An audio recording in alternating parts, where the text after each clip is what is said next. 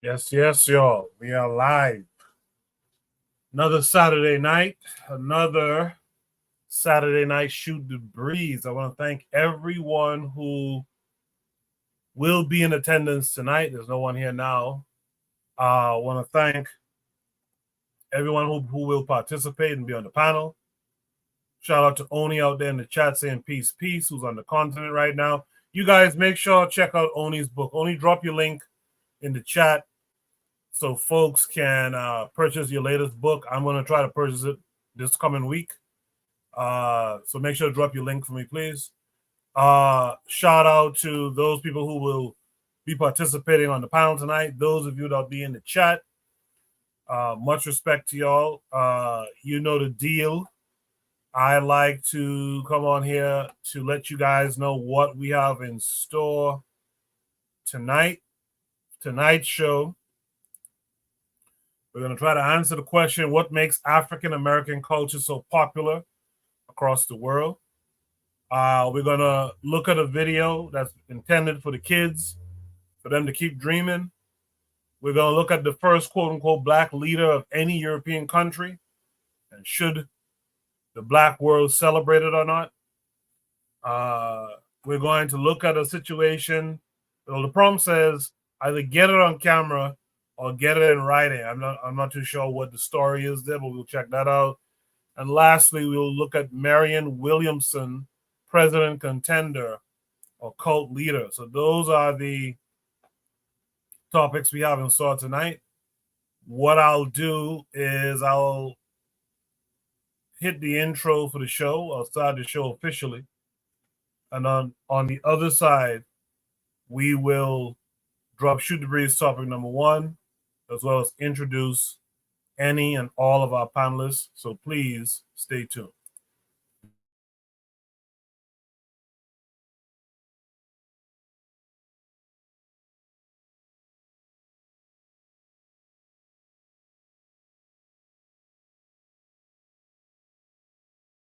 You are listening to the Bitter Medicine Podcast on KWAZ Radio.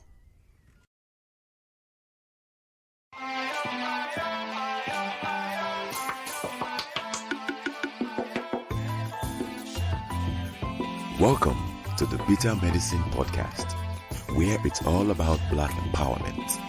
Our show focuses on Black news and entertainment, arts, science, economics, history, people, and strategies that uplift, empower, and motivate Africans within the diaspora.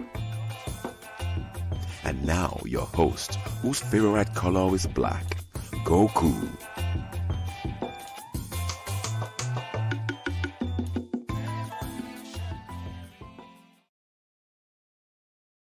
Welcome back to the Bitter Medicine Podcast. I am your host, Koku. Just want to remind you guys before we get the show rolling that this show is part of a podcast network called KWAZ Radio. There are other shows on the network you are invited to tune into. This is D Webb with the Harsh Reality Podcast, asking you to tune in where we tackle the news of the day that affects our community, only on KWAZ Radio. Peace, family. This is Oni, inviting you to listen to the Pro-Black Perspective, where black problems are addressed with black solutions. Greetings, fam. Tune in to The Learning Curve with me, the Revolutionary Matron on KWAZ Radio. You are listening to the Bitter Medicine Podcast on KWAZ Radio. Yes, indeed. Also, make sure to check out Brother Bakari's podcast. Check out the Forecast Radio, who's out there in the chat saying what's up. Make sure to check out Consider Cheek / Realm in the Bush as well. And, you know, the matron is doing those readings. I'm going to echo Buana's sentiment. This week, I'm going to donate. I'm going to hit the Cash App for the matron as well. You guys make sure to subscribe to her channel and hit the Cash App too. We got to change this mindset of having our people doing the work and they get nothing in return for it. Meanwhile, the grifters are getting all the benefits, all the rewards. We got to change that. Support the people who are doing the good work, and don't support those who are doing, the bad work. So make sure to support the matron and what she's doing. Let me welcome in my panelists tonight. First off, there's Oni. Oni, how are you this week?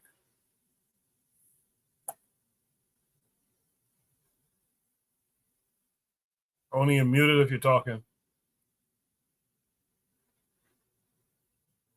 Well, there's Bwana here as well. Bwana, how are you this week? I'm good, man. That's that Tanzanian Wi-Fi that Oni is on right now. But I'm good, Koku. I hope you good too. I hope Oni is good when he eventually decides to fix that Tanzanian Wi-Fi. But I'm good, brother. Yeah, thanks for coming through. I'm good. Glad you came through. Shout out to Daily Affirmation by Pauline, who says good evening out there in the chat. Shout out to Trigger Happy 262 Plus. Shout out to KW Dawn 7, who says Sawabona. And I mentioned the forecast, and Oni earlier in the chat said peace as well. Oni said he gets his mic isn't plugged in, so I guess that's the reason for that. Let me know when you're back, Oni, and I'll introduce you on the panel. In the meantime, I dropped Shoot the Breeze topic number 1. Let's get right into it. Shoot the Breeze topic number 1 says, what makes African-American culture so popular across the world? What makes African-American culture so popular across the world? This came with a video, of course, that takes us to Twitter. In particular, it takes us to the Art of Dialogue, this clip from Godfrey on Shannon Sharp's podcast. The Wait, can you guys hear me? Yeah, we can hear you now. All right, sorry, my fault.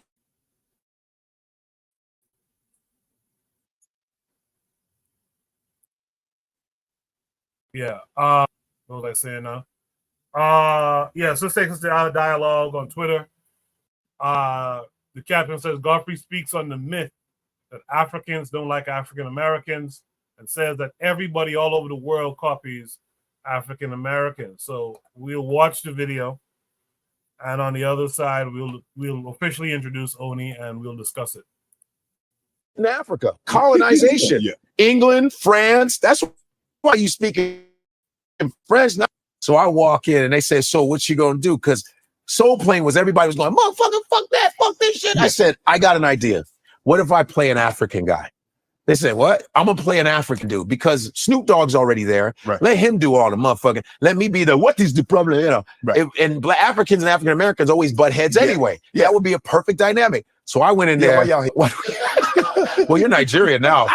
You need to talk to them. Why do you hate Shannon on me? For what? No, why do we don't hate? That's some bullshit. Nah, y'all do. Y'all be hating. No, wait a minute. Y'all be sneak tip hating. Wait, first of all, as me being raised here, I protect both. First of all, some Nigerians, they do sometimes, Africans in general, some of them do think they're better than African Americans, which is bullshit. Right. Because it's not the truth, because Africans are treated like shit in Africa. Colonization. Yeah. England, France. That's why you speak in French, not because you special. Yeah.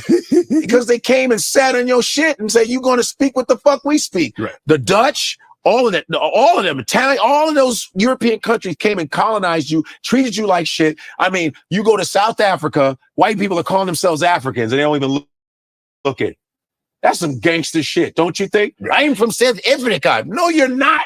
You're Dutch. You just didn't know when the fuck to leave. You see what I'm saying? It's fucked up. So that should tell you, and what African Americans have gone through, that fucking hell that they've gone through and still go through. How are you coming from that mentality and saying you thinking you better than them because you have an accent? Because for some reason, he has an accent. It's a little different. It's like when you're British, like Idris said, when you have a British accent and you're black. Hello, I don't know. That's what I'm doing. Ooh, that's why they get to play us.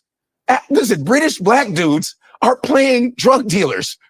I thought Idris Elba was from Baltimore. I thought he was. You know, he was like, yo, you motherfuckers don't understand. And then I'm watching BBC. What I did, boy, I studied the ghetto in Baltimore. He sound like Lord Baltimore, motherfucker. What the fuck was that? And then this Driss guy, there's another Driss. Yeah. A Snowfall. Yeah. I'm thinking this motherfucker like, yo, cuz. And he's like, I took a, the fuck is this, Another, because I don't know what it is. Something about, this is just my theory, something about that Black American accent. Hey man, fuck it. But hello. Oh. And we'll let Idris play that, but then when he gets back to his normal self, we get to hear James Bond. Yeah. You know what I mean? Yeah. But we don't want to hear that. It's something about that. I don't know. I think it's just a little weird. It's like African Americans go through hell, but everybody copies African Americans. Right. Everybody does. All around, I've been to a lot of countries. You've been to a lot of countries. I've been to a lot. I've been to a lot of countries. You haven't been to a lot of countries. You're so Southern. Yeah. He's like, I'll go. I've been to a lot of states. A lot of stuff. God damn. I go fishing over there. Yeah. So bad. And out here, my RV. Yeah. Like my grandma said, man, if you ain't got nothing to do, stay where you at. but listen, I'm saying, when I've been to China, I actually performed.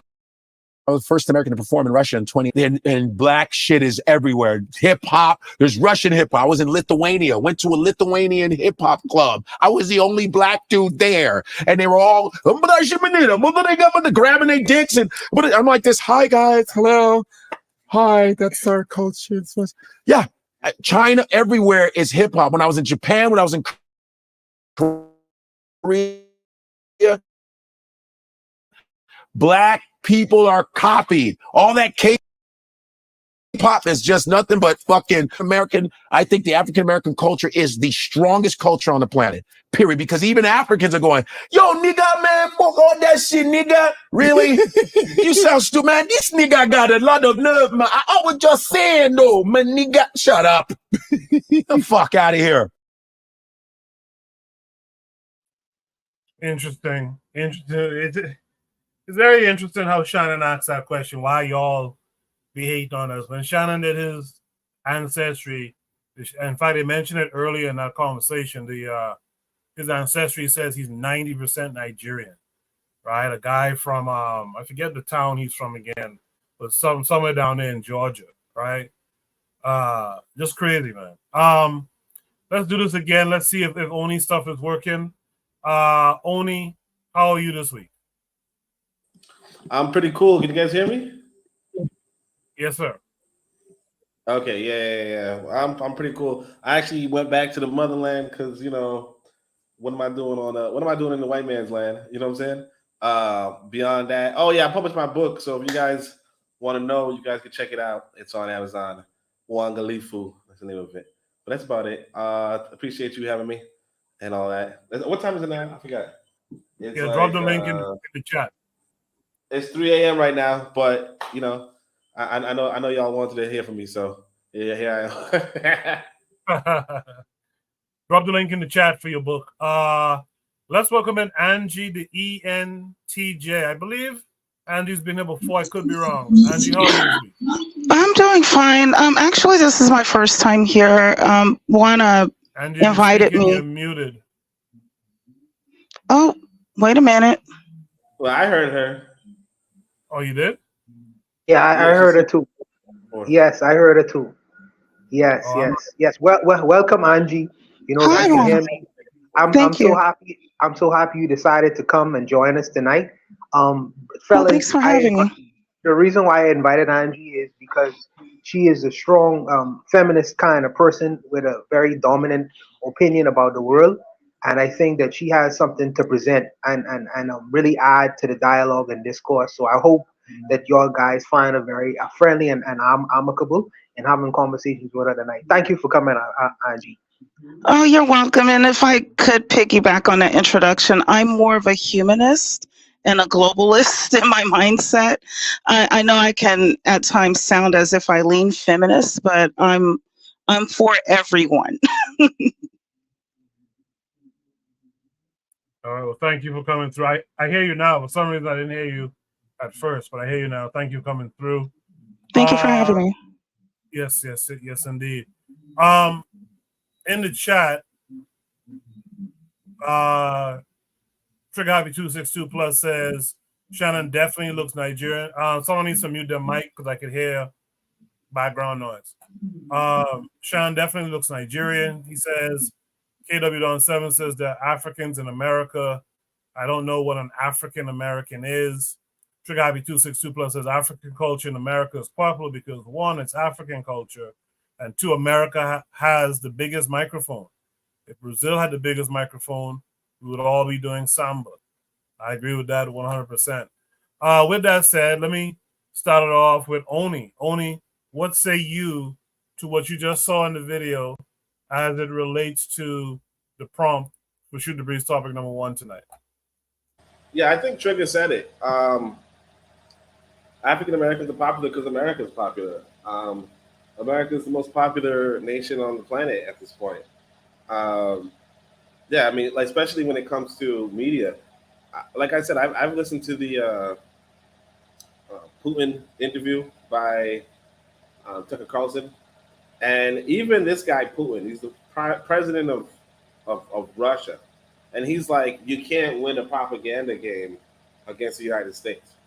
You know, so this is the president of Russia saying that the most powerful propaganda on the planet is coming from the United States. So, I think we tend to overestimate, you know, it being us. I'm not saying that we don't have a good culture coming out of America or a good presentation, whatever. But the reality is that this white American, if you will, kind of popularized radio music, you know, or popularized putting black people on in media, and in so doing, you know, painting a certain narrative, because it was like a political decision by, I can't remember who, but by essentially the Soviets once upon a time were saying, why should America,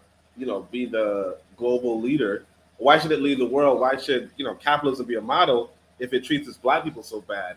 And so America pushed this idea of, we're going to put these, you know, these musicians in front of everybody to say, basically, black people are treated pretty well in this country. So they're really, like, it's really not a good thing that that quote unquote black media, black popular media is so popular, because it's really done in order to make black people seem like they're less oppressed, or seem like they are, you know, doing pretty well for themselves. But, and I'm not saying that they aren't. I'm just saying that, you know, it's a big scheme, a big stratagem, if you will, and yeah, it worked. You know, a lot of people are like, hey, you know, okay, if there's any country on the planet that, you know, treats black people well, a lot of people believe if it's any country, it's going to be America, you know, which, you know, black people, you know, there's a small voice in America that says, no, we're not. But there's a larger voice like Beyonce and, you know, whomever, which pretty much says, you know, yeah, black people are doing pretty well for themselves if they want to, you know. So yeah, but again, the big reason why it's so popular is because America's the most popular country on the planet. Like, you go anywhere in Europe, you go anywhere in Asia, you go anywhere in Africa, and a good majority of well-informed people know about America. They know America, maybe not America's president, maybe they do, I don't know. But they know some things about America. Like, it's all over the movies, it's all over the TV, it's all over so on and so forth. You know, now compare that to Sri Lanka, right? Compare that, I was just in this country called Qatar, never heard of it, right? If you compare it to other places like Qatar, Sri Lanka, you know, Melanesia, whatever. When you do that, or any country in Melanesia, because I don't know any of the countries, right? But when you do that, you realize, yeah, America is actually pretty popular. So of course, the the population that America uses to push propaganda to say that America is a pretty good country and America welcomes minorities, you know, yeah, it's going to be popular too. But I don't think it has anything to do with any of that other stuff, honestly. But that's it.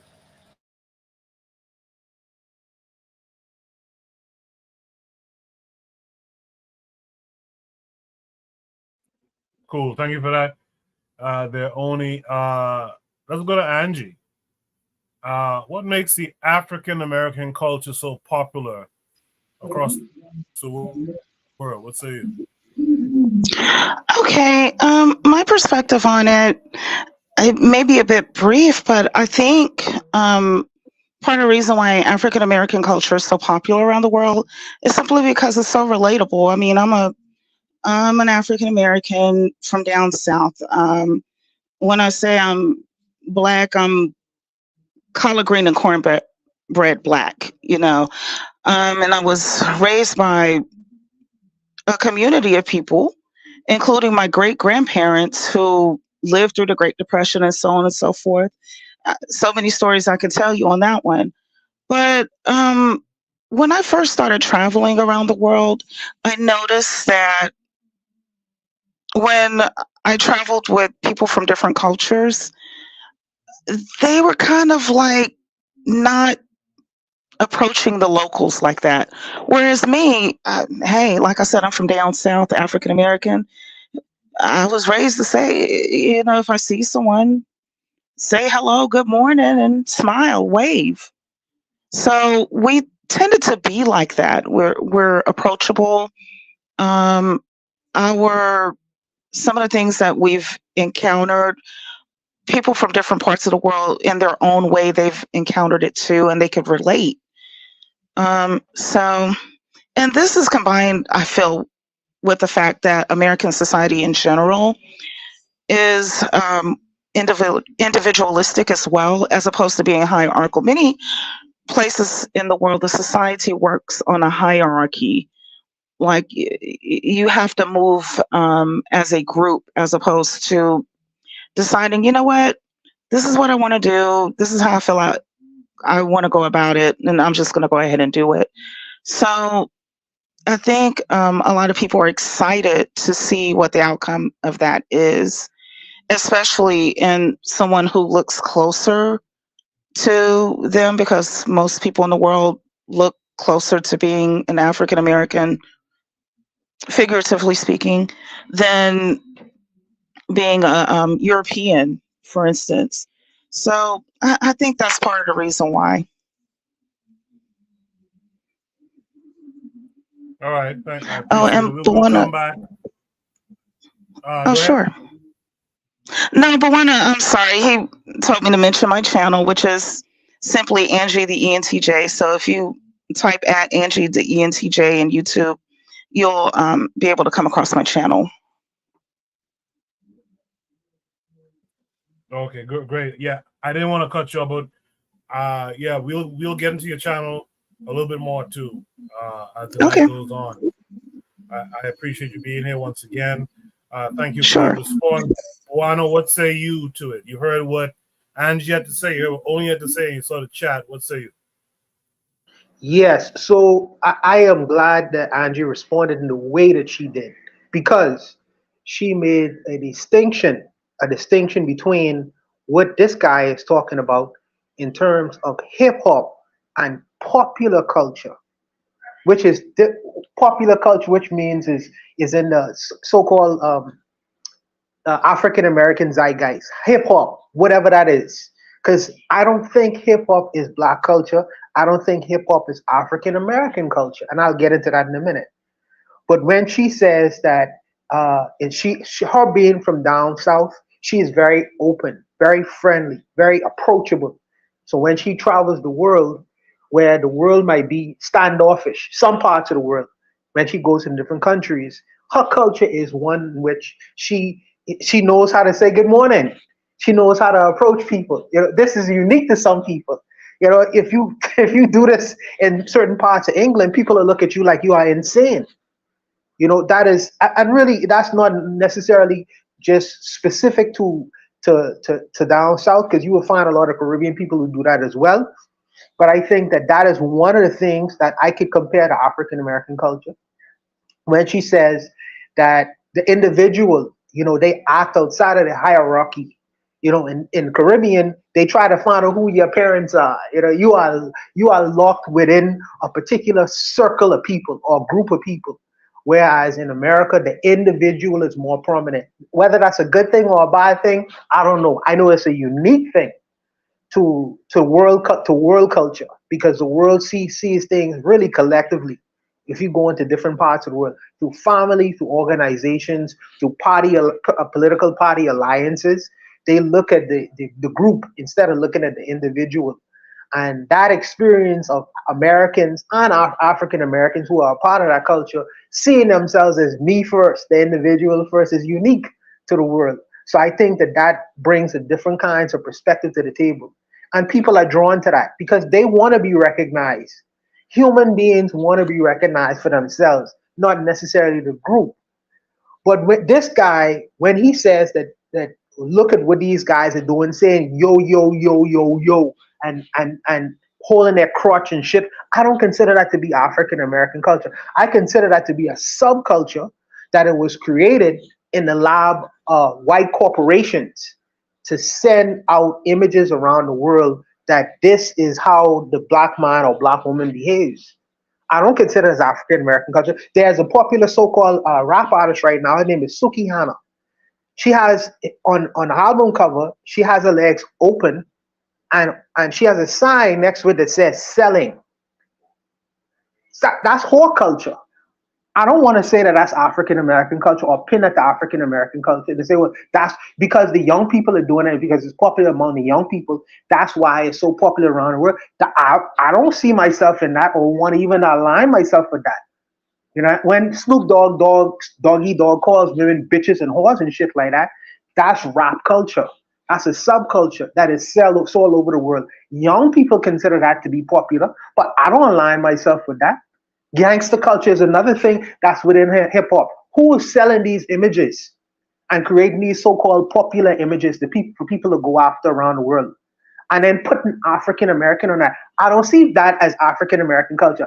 Malcolm X is African American culture. He's a studious man. He ate one time a day. He did things that was respectful of women in his community and his wife. Why don't we associate that with African American culture? Why isn't that a popular, when people say, well, African American culture is popular around the world, why don't they associate the actions of Malcolm X or Martin Luther King? Why do you have to go down to Snoop Doggy Dogg or some rapper? And these guys are only allowed to do what the corporations who hire them allow them to do. And it's within that sphere, that's what's sellable around the world. And I don't consider that to be the African American, because the African American is not in control of that image. He is not in control of that image. He doesn't have the distribution chains to send out that image around the world. Some Jewish person may have it, but he doesn't have that. So I don't really want to tie it to African American culture. You know what I mean? I think that when I look at African American culture in terms of being popular, I consider disciplined men who are studious, men who respect their wives and their children, men who respect their families, like Martin Luther King Jr. That's popular to me. The world should embrace that. But when you're talking about some degeneracy, some subculture that's sold all around the world, and then you say, well, that you are lying out with the black man in America, I have a problem with that. That's nothing to be embraced. That's toxic. And really and truly, you would see people who have Peter Pan syndrome, the idea of wanting to live and live without consequences and live forever and things like that. Young kids, when you're 25 and 26 and have real world responsibilities, you don't wear your hat backwards and wear your pants below your waist. Come on, man. And then you untie it to the black man in America. I think that's very mischievous for us to align that with so-called African American culture, because I don't see African Americans as just that. That is a subculture. But I'll stop there. I'm on a rant. I'll stop there.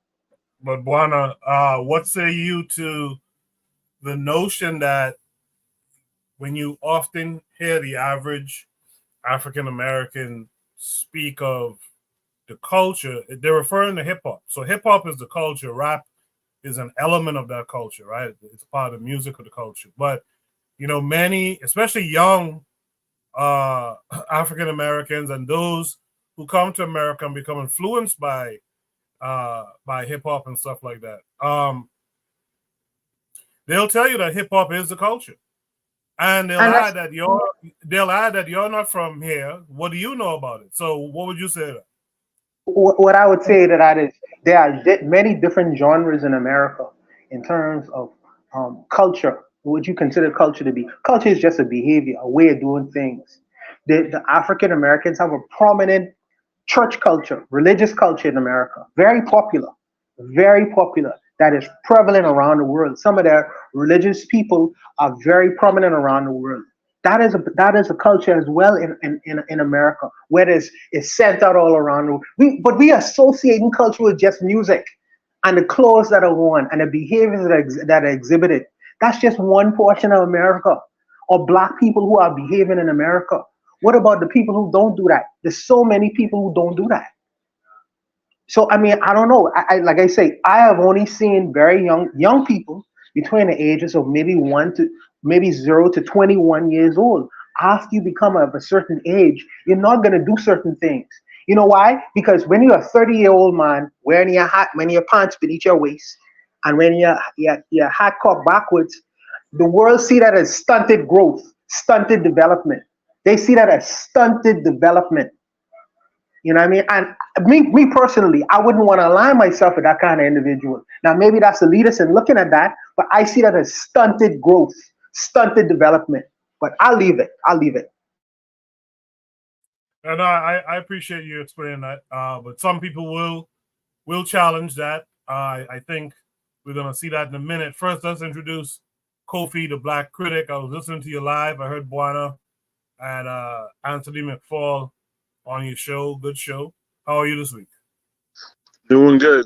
Thanks for joining that show. I appreciate it. Yeah, Anthony and Buana. Yeah. So I caught the tail end of this. So we're talking about what is American. I hope it's not my computer messing up. Is Kofi speaking? Yes, I'm speaking. Yeah, he's speaking. Yes. All right, Kofi, go ahead. For some reason, I'm not hearing you when you first start speaking. So I'm sorry. Start from the top. What are your thoughts on this so far? Well, that's what I wanted to ask. So because I got the tail end of it. So what is the topic as far as like what is Black American culture or what's perceived as Black American culture? He say, why is African American culture so popular around the world? Okay. I kind of heard this topic before. The reason to me simply being because African Americans have a good venue, and that venue is America. Everybody looks at America as far as like what America is. You know, Americans are trendsetters, whether it be black, white, or whatever. So we have a venue. So there's many talented people all over the world, but that's all over the world. Everyone's eyes is fixated on America. And when it comes to America, it's very innovative. So we kind of trailblaze media. And what I mean by media, we were the first country to have radio shows. We're the first people to have TVs, television sets. So we have media. So everyone is always looking at America as far as like media is. We're the trendsetters of sitcoms, talk shows, and just shows in general, right? So African Americans, again, being the leading entertainers, right, since the plantation, right, we're always the trailblazers and the trendsetters and everything. And I think that's why African Americans are known around the world because of America. America has a big stage for them to perform. So I don't think it's anything uniquely that African Americans are doing other than anybody else in the world. That's why their culture is popular. And I'm not trying to take away, the efforts and the trailblazing of African Americans. That's not what I'm trying to do, because they did trailblaze a lot of things, especially in music. African Americans invented country music. African Americans invented You gotta understand, white people were What were they doing? They were doing the waltz, listening to Mozart. That's all they were doing. Ballroom dancing, big band music. That's the only thing they did. That's the only thing they did. So when they started doing the conga is from the Congo.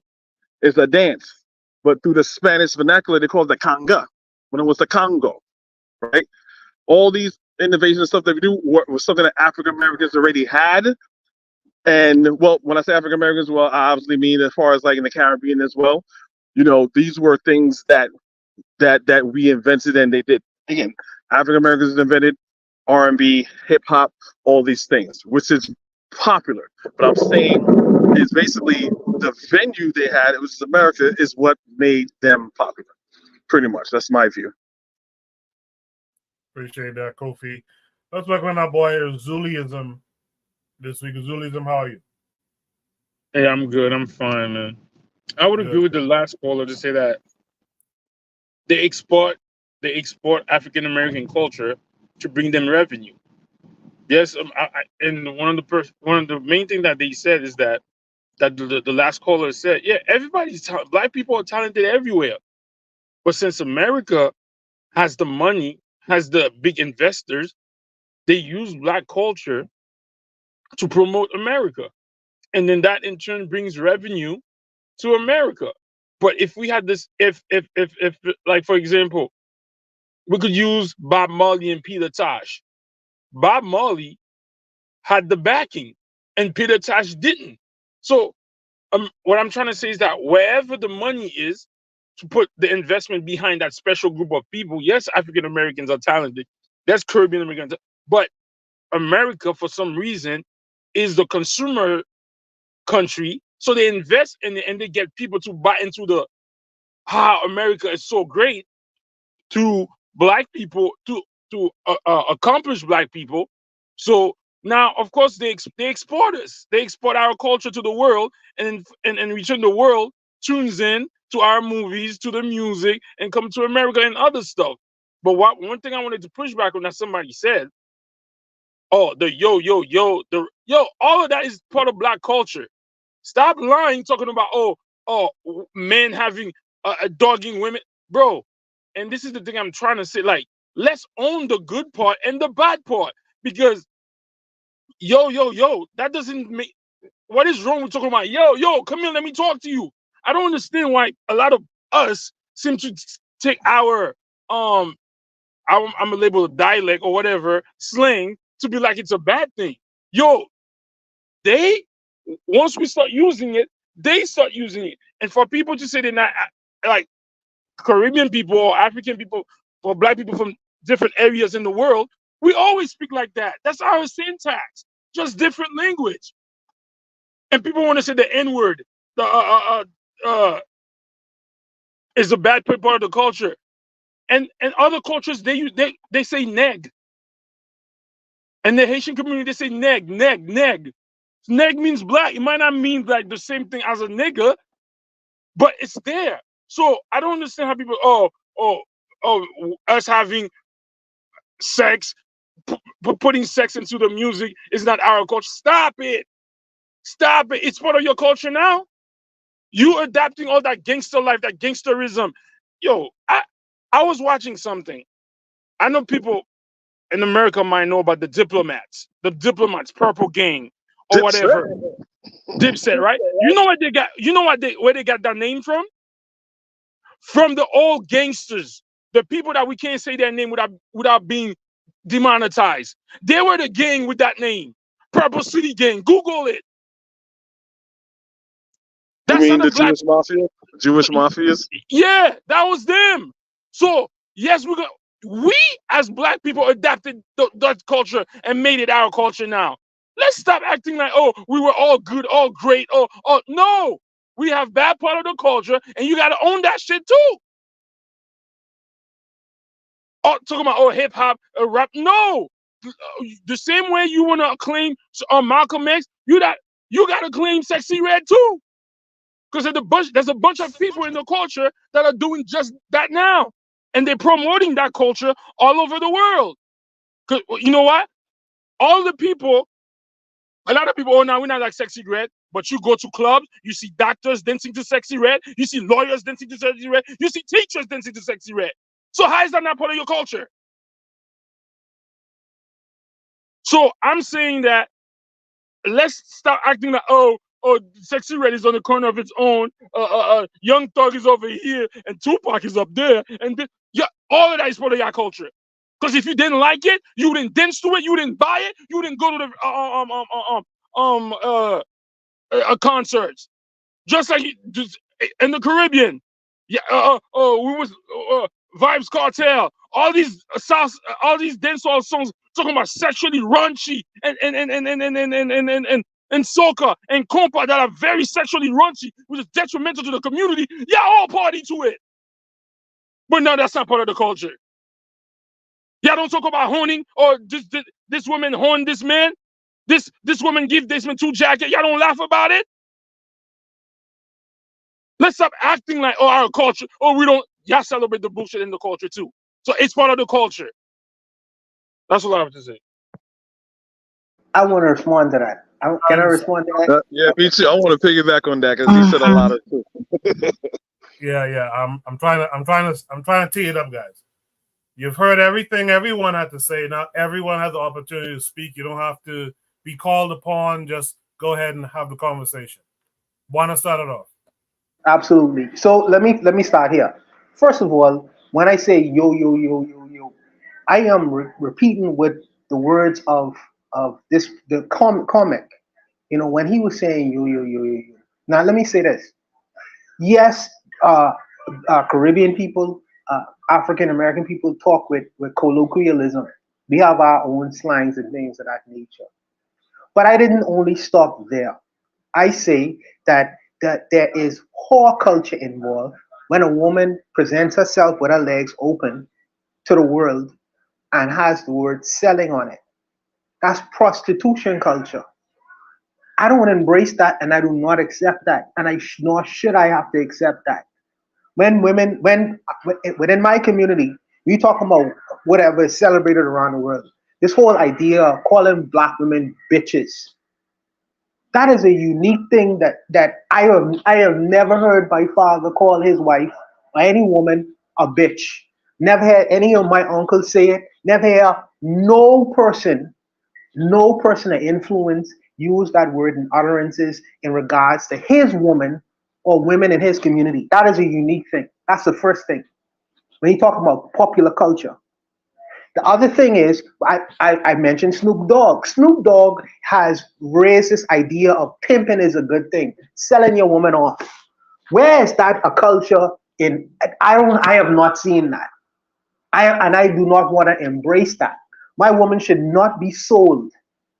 The only person who used to sell my woman back in the day is in slavery when they used to put the black woman in the auction block and sell her off to other masters. Why should I embrace that's slave culture, brother?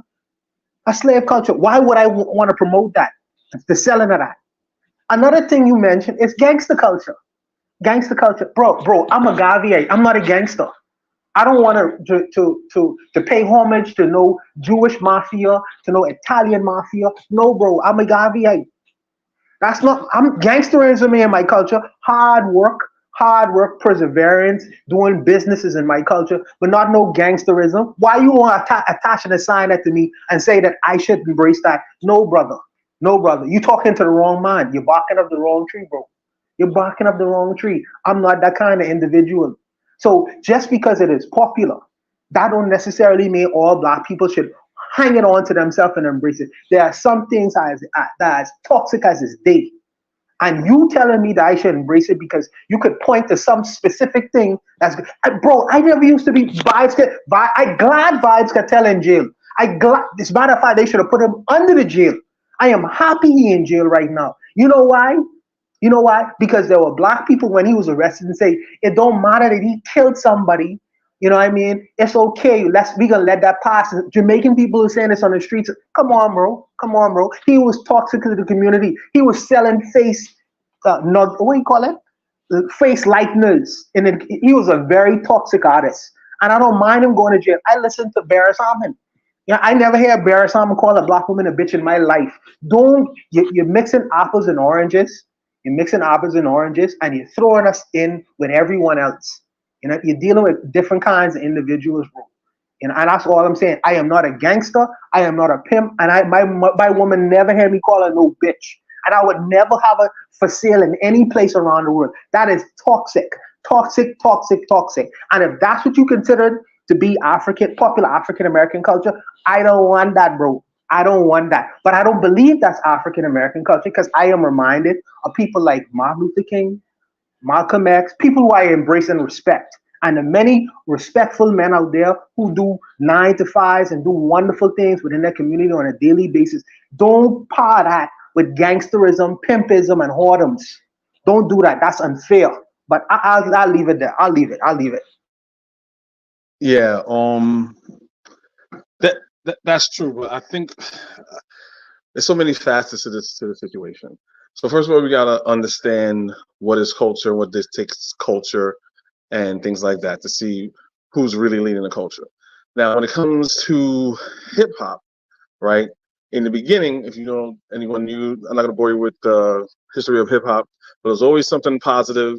It was always something uplifting to the point where it's nothing like the Dipsets. You know what I'm saying? So Grandmaster Flash and Kool Herc and Sugar Hill Gang it's not like that anymore. The problem is that, which is nothing wrong with it, you had gangster rap came in. I remember, again, I'm a little bit up there in age. I remember listening to the radio, and I was listening to, I forgot, it must have been like Moni Love or Queen Latifah or KRS-One or something like that. And my uncle was like, "Oh, I don't want to hear that gangster music." And the reason why he's responding that way is because the media is saying all hip hop, all rap is just gangster music. And I had to educate him, and I was like, no, this is not gangster music. Yeah, there's gangster music out there, but this is not gangster music. Another thing is that, so what the media has done, they are promoting the negative aspect of the culture. It's not like if you were going to rock and roll, right? And white people are very good gatekeepers. We are very poor gatekeepers of our culture. White people are very good gatekeepers. If I was to say, you guys go to a white person, I love rock and roll. What they're gonna say? Soft rock, metal, goth. You have all these genres. There are no more genres than hip hop. When I was growing up, you had hip hop, party music, hardcore music, gangster rap. You had all these genres. You don't have that anymore. I mean, now you have like just rap and drill music and trap music, which is all negative. There are no more KRS-Ones. There are no more people like that. So, and another thing I wanted to say also is the culture, as far as like, I think I forgot the other brother's name that was on here. He was saying, well, nigger is something negative and stuff like that. It is something negative, right? And what did they do? They promote that. It's something that's being promoted as negative. And unfortunately, that is a part of African American vernacular. And the only reason why, and I don't like to attribute that to African American vernacular, because basically you're just looking at a sick people and saying that's their culture, right? Without understanding why they're using these words. So gangster rap is basically, if anyone listen to The Last Poets or Gil Scott Heron, right? It's basically telling you their reality, right? So when they use the N word and they use nigga and say, well, it's okay to use nigga, it's not. And that's African American culture. I never heard anyone in my country, a Haitian or anyone from the Caribbean, use that in their everyday language. One time I was in the barbershop, they had this guy, and oh yeah, my nigga all the time. So I'm talking to the guy, and we're having a conversation. Kind of found out he's Jamaican. He was Jamaican, and some other Jamaican guy comes, so he started, speaking quote unquote Jamaican. I was like, oh, I thought you were American. He's like, nah, I'm Jamaican. I was like, bro, I could have swore you were an American because the whole time you was here, me and my nigga, and nigga this, yeah, nigga, and niggas don't, shit is real out here, my nigga. And he was like, yeah, I need to stop that because I said, people in Jamaica don't talk like that. He's like, yeah, that's true. People in Jamaica don't talk like that. People in Guyana don't talk like that. So again, that's something that they're promoting. So we have to know how hip hop works and what is being promoted and what's the culture and what's not the culture. That whole N-word stuff needs to be corrected. And I'll just land my plane here. Well, what I was saying is that whether you want to accept it or not, first of all, I want to say something. Snoop Dogg never promoted selling women for to get money. What Snoop Dogg is promoting is the culture of a philanderer. When he said I'm a pimp, meaning that he gets women because he got charisma and he got money. So let's stop saying like, let's differentiate between saying, oh, I'm gonna sell this woman to this man for $50 than me being a handsome man with money and with charisma. I believe that's what Snoop Dogg was saying when he was a pimp.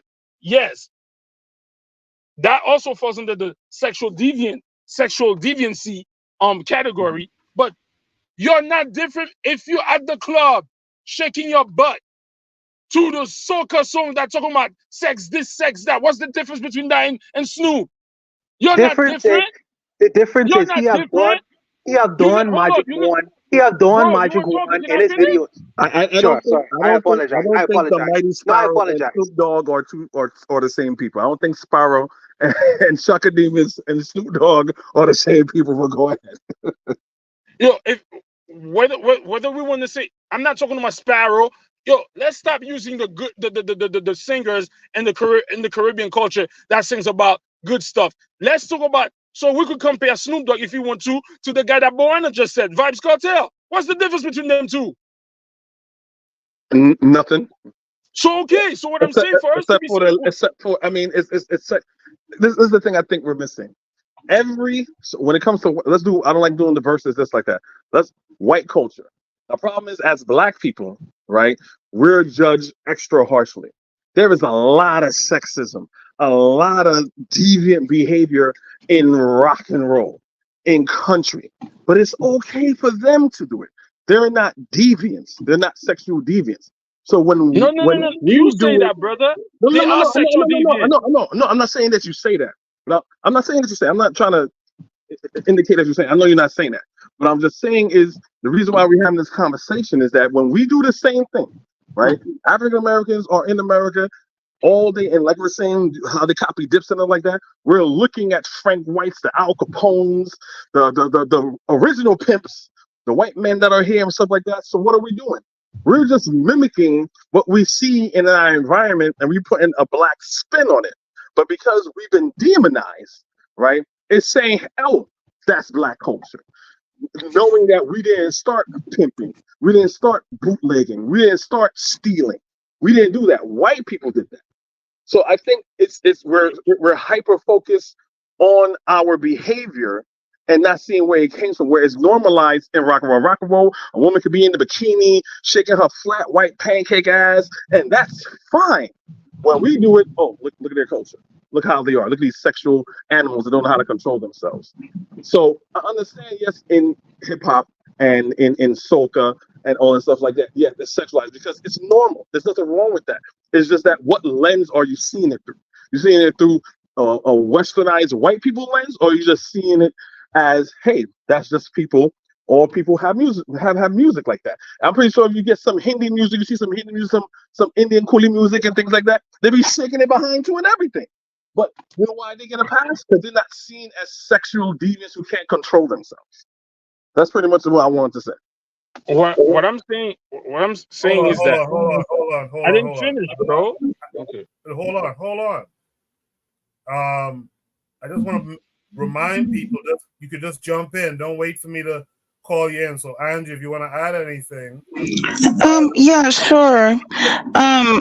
It's cool. I was just giving everybody an opportunity to air out. What I have to say is that as a African American, okay, there's way more to us than entertainment. We have stood up for human rights. And on top of that, I am an Ebonics speaker. And And I want to clarify the difference between dialect and slang, because I think there was some mixture earlier on what the gentleman had to say. For instance, I grew up going to church and hearing old women who never wore pants, who did not pierce their ears, who wore clip-on earrings and could not read above a third grade level. They will be leading the spiritual songs and giving their testimony in Ebonics about how, the good Lord have done so much for them. And, then there's slang, the yo, what's up? What's happening? Uh, That is slang, and it came out of Ebonics, but it is not Ebonics. And I want to make that clarification. And, slang like what's up has been normalized now for younger people. I still, am around people that are in their 80s and their 90s and even older. I just had an aunt back in February who clocked 100 years. She's not saying, yo, what's up? Okay. And she's not shaking herself, any part of her body, to Sukihana and Sexy Red, which I want to go on, and I'll be brief as far as that goes. When I think about people like Sukihana and Sexy Red, I personally don't agree with their lifestyle. However, what I do know is that when it comes to freedom, it involves understanding that people are going to do things that one may not agree with. So looking at it through that vein, yes, Sexy Red and Sukihana, yes, they are both Black women. However, they are individuals. From my perspective, when Stormy Daniels made her rounds regarding her rendezvous with Donald Trump, and she was all up on the media and everything back in 2020 and whatnot, no one was saying that she was making all of white people look bad. Well, I think the same thing should apply to Sukihana and Sexy Red and whoever else. We are not a monolith, and it's time for the world to grow up and realize how true freedom appears, and stop childishly stuffing us into this little box where all of us have to behave the same kind of way. And it may be indicative, and I don't mean to offend anyone with what I'm about to say. People who have a challenge not seeing the individual may actually have some, spectrum level conditions going on with them, where they have to stuff everything in the same box and they got to act and behave a certain kind of way. I mean, we're all individuals, and our fingerprints even tell you that. All of our individual fingerprints are different, and so are we. That's all I have to say on it. I embrace the individual, Angie, and I respect that. However, that image is used globally. The world has not evolved and with the same understanding as your mind has, where the individual does what the individual does. And if I have never met an African American woman, and my introduction to her is the images that I may view via satellite, around the world. If I'm in the Philippines and some other part of the world, and my first introduction to her is a person like Sukihana, then that would be giving me the wrong idea of what a Black American woman is and what is a Black American woman is all about. But I understand your level of development in terms of what Erzuli was mentioning earlier. Snoop not promoting pimp culture. I want to mention this because I have to say this. Look at many of his videos. He has Bishop Don Magic One in his videos, who's a notorious Chicago pimp. So you may say that he is just saying that, well, I'm a guy who have a love for women and I just could get a bunch of. That's no. If it walks like a duck and talks like a duck, it is a duck. You can't tell me that he ain't promoting pimp culture, brother. That's exactly what it is that he is promoting. But I mean, let's pretend like this don't exist. But like I say, in many of his videos, Bishop Don Magic One, who was a very well-known Chicago pimp, is all over his videos. He is sending a message out that pimp culture is the culture. When he calling women, oh man, like I say, man, you trying to be I don't know if you're being intentionally being dishonest, but I think that you need to be honest in your conversation. I really do believe that. Who, me? No, Azuli, not Okay. you, sister. Not you. Yes. Okay, what I'm trying to say is that Whether you want to claim that part of the culture is part of the culture. The Sukianas, the Snoop Dogs, they all part of the culture. Stop trying to clean the shit up, talking about, oh no, my culture is Marcus Garvey. Is this bullshit? You're an individual. They don't look at you as an individual. They look at it as a group. Because you know why? Yes, the young lady said Sukiana and Sexy Red don't represent black people. But you know what I see when I turn on TikTok and Instagram? A bunch of black women shaking their ass like Sukiana and Sexy Red. A bunch of female doctors, a bunch of black female lawyers, educators, pastors shaking their ass like Sukiana, dressing up with tight clothes, their breasts out, their cleavage out, just like Sukiana. So yes, like the young lady That's what, said. but the sister Oh my said, God, Auntie, H nigga don't Auntie want to let also. me finish. Sorry. I gotta What be a I'm trying, nigga. I gotta be a nigga. what I'm trying to say is that, yes, Sukiana, a lot of black women and people are not acting like the Sukianas, the young thug. But you know what? When somebody from another country turns on Instagram, TikTok, Twitter, Facebook, and see those videos being promoted out, me as a person who's from, let's say I'm from another country, and I see this is what I think black people are, especially if they're not around me. All I'm saying is that, yes, prior to this integration that we had, yes, a lot of that was in black culture. Like the young lady said, people at church, people then used to it, black women then used to do that. And if they had those women that was sexually like that, they were in the minority, and those were kept in the behind closed door. It wasn't put out front. I'm just saying that let's not act like that's not part of the culture. That's not. Oh no, that's not the. That's what we're doing is what Chris Rock said. There's black people and there's niggas. Nah, yeah, they all put you in a bag together. When people have never met like black Americans or black Caribbeans.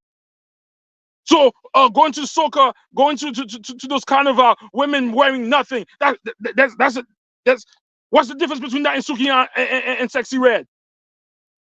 The difference is they are not saying on the album cover with their legs open, I am selling my vagina. That's the difference. Wait, so let me jump in because what I would say is this: I kind of agree with what Zuli said in the sense of like if you were just to be an objective observer, like let's say if you were an anthropologist, right, and you were looking at you were in China and you saw women in their silk outfits, whatever, whatever, right?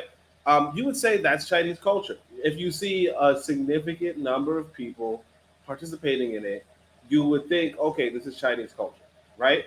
And just the same, if you're being an objective observer, who is saying the N word? Who is doing the rap? Who is doing the hip hop? You cannot look at that and say, oh, that's not African American culture. That's so on and so forth. Because like who are you fooling? There's a time like you could say you don't like it. You could say you disagree with it. You could say it's not your cup of tea. But to say that African Americans don't participate in it, right? And then you say, oh no, we had culture when it was blues. When it was the blues, we had culture when it was jazz. That's black. That's African American culture. Jazz is African American culture. Gospel is African American culture. It's all the same thing. I mean, obviously, you could say, hey, it's a different demographic within African American culture but it's the same way that you don't expect every single Chinese person to be doing that silk Chinese dance, whatever, right? You don't expect every Japanese person to be, into anime, right? But yeah, anime is definitely Japanese culture. You don't expect every Korean person to be playing whatever Korean video game. Oh, playing video games like a nutcase, right? But that video game shit is Korean culture. At this point, basketball, I don't know anything about basketball, right? But yeah, I mean, basketball in general, you could say is a big part of quote unquote African American culture. That's what it is. Now, as far as what's the difference between how Black Americans do it versus when white Americans do it, the reality is this. what Black Americans don't do that white Americans and everybody else does is they kind of partition their culture. You know, so like for instance, white people have pornography out the fucking ass. Like probably half the internet is pornography, right? But white people don't go around saying, you know, pornography is their culture. You know what I mean? Now, white people are the biggest producers of pornography. They're the biggest consumers of pornography. They don't go around saying pornography is my culture. They don't go around like the, you know, if I name, you know, a handful of, you know, people in porn, you know, some guys might even know who I'm talking about, right? But the reality is that white people, regardless, don't really make them like super celebrities. You know, like they are like every other white guy knows whatever white girl in porn is. I don't know the white girls, but whatever. But every other white guy knows them, but they don't make them into, oh my gosh, white people know how to do stuff in private. You know what I mean? They know how to be hush hush about it. Like even like one thing I noticed is this. You know, Dungeons and Dragons is probably a bigger, like by number, probably more popular than hip hop. Maybe, I don't know, maybe not, but it's pretty popular considering how big a population white Americans are. But white people don't make it, like, even though a lot of white people are into, you know, video games, you know, tabletop RPGs, blah blah blah blah. You know, they don't say, oh yeah, this is who we are. This is our culture. This represents us, right? And that is the big difference, you know. So I'm not like, since somebody whose parents are from Jamaica, you know, my parents are not from Kingston. The reggae, the you know, dance hall, that shit's Kingston stuff. But even not being from Kingston, you know, being from a smaller parish, if you will, right? I could completely, if somebody says, hey, you know, dance hall, daggering, blah, blah, blah, blah, is Jamaican culture, I'm not going to tell you, oh, no, it's not. It's blah, blah, blah. I'm going to say, yeah, it's pretty big in Kingston. You know, it's pretty big in Kingston, and it's pretty popular around the world. It's what's being portrayed. So I don't go into this narrative of, oh, yeah, this isn't Black culture because, you know, what we really are is we're civil rights activists and we're, you know, Malcolm X. No, I mean, yeah, look, Malcolm X and civil rights activists, that was also a part of the Black culture at one point. Like, just like, you know, Afros was a part of the Black culture at one point. But at this point in time, it's drill music. It's what's going on TikTok. And putting your hands over your ear and saying, I don't agree with it. Yes, you don't agree with it. Most people don't agree with it. But that does not mean that it's not the culture. And that's that. And the N-word stuff, I'm telling you, I told this lady, hey, maybe you could stop saying the N-word to me. And she just went off. How dare you? I'm fucking this. I got a PhD. I got blah, blah, blah. I know rich people who say blah, blah, blah. These rich people, blah, blah. Like it's a part of it. And she probably started calling you nigga more times. It's because I said that too. They say, "Oh, nigga, hush," and they think it's funny. Exactly. And, I mean, eventually she stopped calling me. She stopped using that word because, you know, she was like low key miserable lady. But the reality is that you can't, you know, trying to pretend like you don't have millions of Black people, right? Or like, let's say 25% of Black people listening to this shit every day. Right, and not 25, but you know, a good percentage, right? Because I was talking to Brother Makari earlier about that. But like when you start talking about percentages of people who vibe with a certain thing, then you can't just start dismissing it, okay? And I'm saying that because, like, even at this point, I'll put it this way: because Black Americans watch Dragon Ball Z so much, some people are like, even watching Dragon Ball Z is a part of Black culture at this point. What I mean is that when you go into the percentage realm, right, where it's like percentages of people do it, then you start like you know, more than 1%. Then you got to start being realistic and stop saying, oh, it's not the culture, because you wouldn't do that with China, you wouldn't do that with Russia, you wouldn't do that with things. The only difference again is that what other people do is they say this is a subculture of ours, whereas Black people, because unfortunately, the way how Black people look at themselves is that they look at themselves as a subculture of America, and so they kind of conflate having a subculture with being a subculture, and that's just the big difference. Because white people, the subculture could be Star Trek, the subculture could be Star Wars, the subculture could be so on and so forth. But with Black folk, it's like, the subculture is black culture. You know, and they kind of conflate the two, but you can't dismiss that, because again, a lot of black folks do like Star Wars, do like Star Trek, do like Dungeons and Dragons, do like role playing games, do like, you know, so on and so forth. Don't like basketball, blah blah blah. But regardless, again, that's the big difference. And I'll just I'll just say like this one thing. You know, the Sukiana, blah blah blah blah. I remember when I was younger, I was like, oh, I'm finally old enough to go look at a burlesque show. And it's like, that's some weird shit. But like, you know, I never went back, obviously. But my thing is this, that white folk be going to women strippers, you know, doing bullshit. You know, they do this religiously, but they don't broadcast it and make it seem like it's a part of white culture. They look at it like a subculture. But because black people don't look at it like a subculture, because even in Jamaica, they would say, hey, dance hall, that shit's a subculture. Going to the club every week, that's a subculture. What we do in America is we kind of just say, we as black people, we're just this monolith. But we know we're not a monolith, but we kind of look at ourselves as a monolith, and that's where the big difference comes in. That's it. I'm gonna give Real Black Gentleman the last word, because we have to move on. So keep the energies y'all been having. RBG, how are you this week? Oh, I'm pretty good.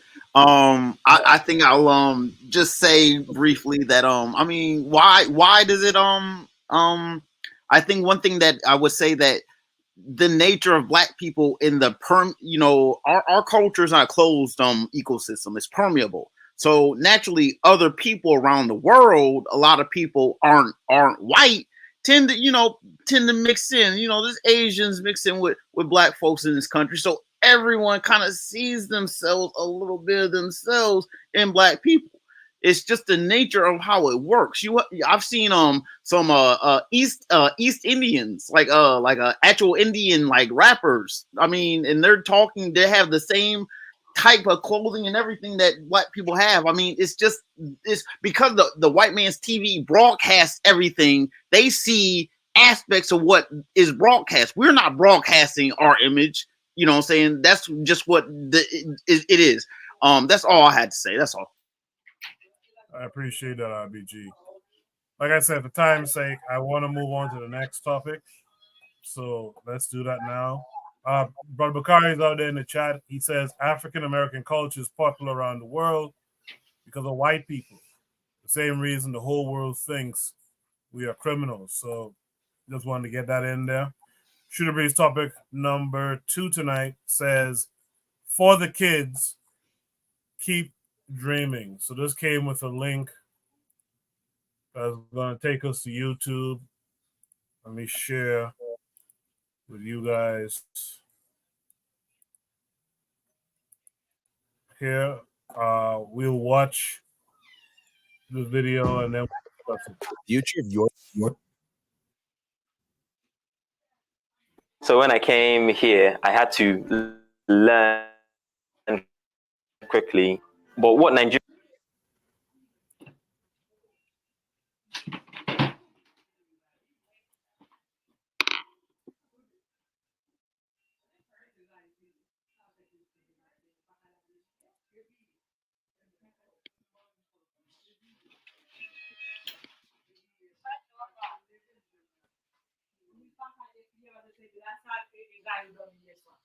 My computer is lagging.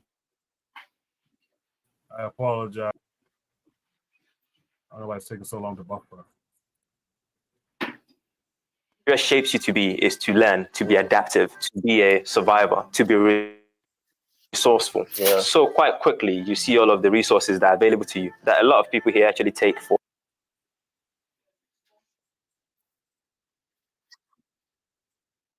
granted. And, you know, I think, like I said, I can't carry last. What's this in front of us? I'll get it to wave now. Start to look at the world around you. Start to look at the things that you want to see that can be better. And then start to think about, how can I create something that can make the world better? I was born in Nigeria. I grew up in Ede. Ede is Osun State. So moved to the UK when I was about 13 because my mum came as a medical nurse, and then the whole family came with her. And I was a child that was interested in engineering. Even back in Nigeria, I worked in a Radio Shack where you repair radios and things like that. Oh, really? And I did that for a bit. At quite a young age, maybe I was 7 or 8. And then when I came to the UK, I had access to robotics, after school clubs. So I took advantage of everything. And then when I got to university age, I needed to choose a subject. And for me, because I was already interested in robotics, this is where you can look at nature, be inspired, use it to create things. Robotics was really the one for me. That's the long story short of how I got into robotics itself.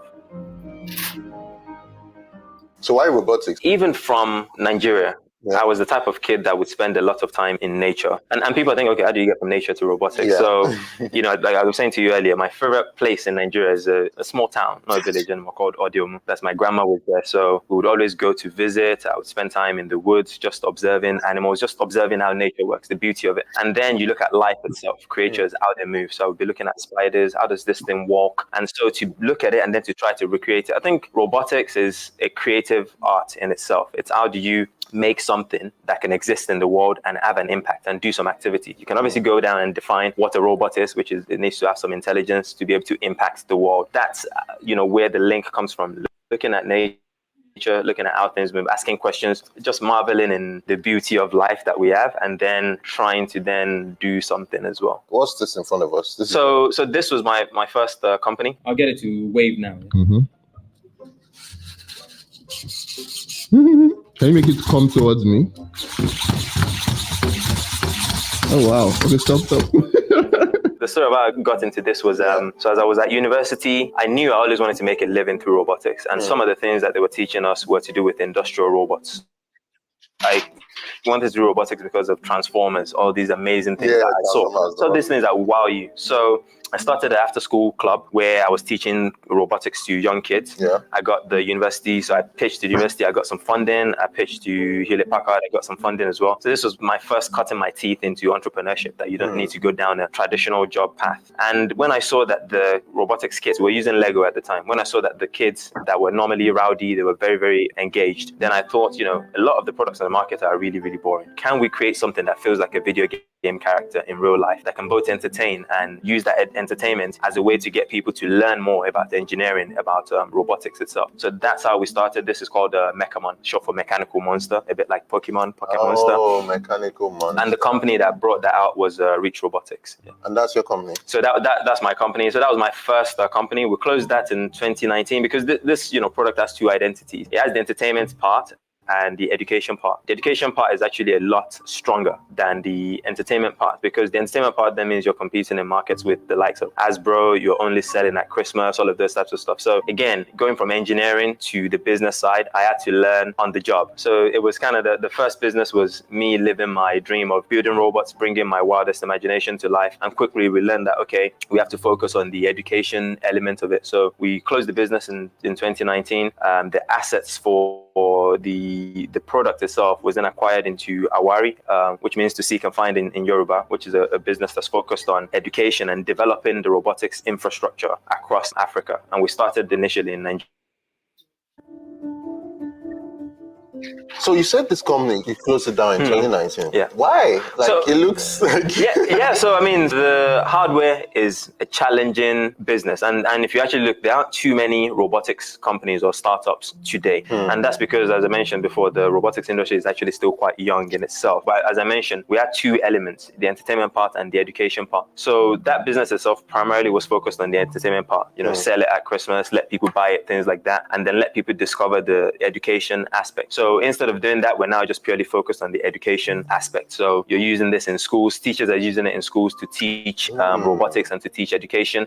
So that's the primary focus, and we're doing that through Awari. This is very fascinating to me. So when you were selling this, how much was it? And is there plans of eventually bringing this back to the market? So this was about $300 when we were selling it at the time. So not a cheap buy, but it was actually cheap for what you were getting. So it's a robust package. And that was the first first version. We have a second version that Awari will bring to market soon as well. And then we have a second version that is a different shape, going to be cheaper and also much more accessible. Because the goal for us is how can we make this the robotics education platform across Africa so that young people are not disadvantaged because of their location. They can have access to a product that's not just built with them in mind, but is also relevant. You've never programmed before, we allow you to draw. So if you're a kid, you've never coded in your life, you can literally just, draw a line and say walk forward, and it'll walk forward. Oh, wow. And then you can start to do stuff like change the head. We want to make the connection between this is your thinking and this is what the robot can do. Moving from this one, yeah. What is this? Now I focus on Awari, as I mentioned, but also Reach Industries. So that is a visual AI company. And what that means is we are taking visual data, so images, videos that are generated in life sciences, so inside labs.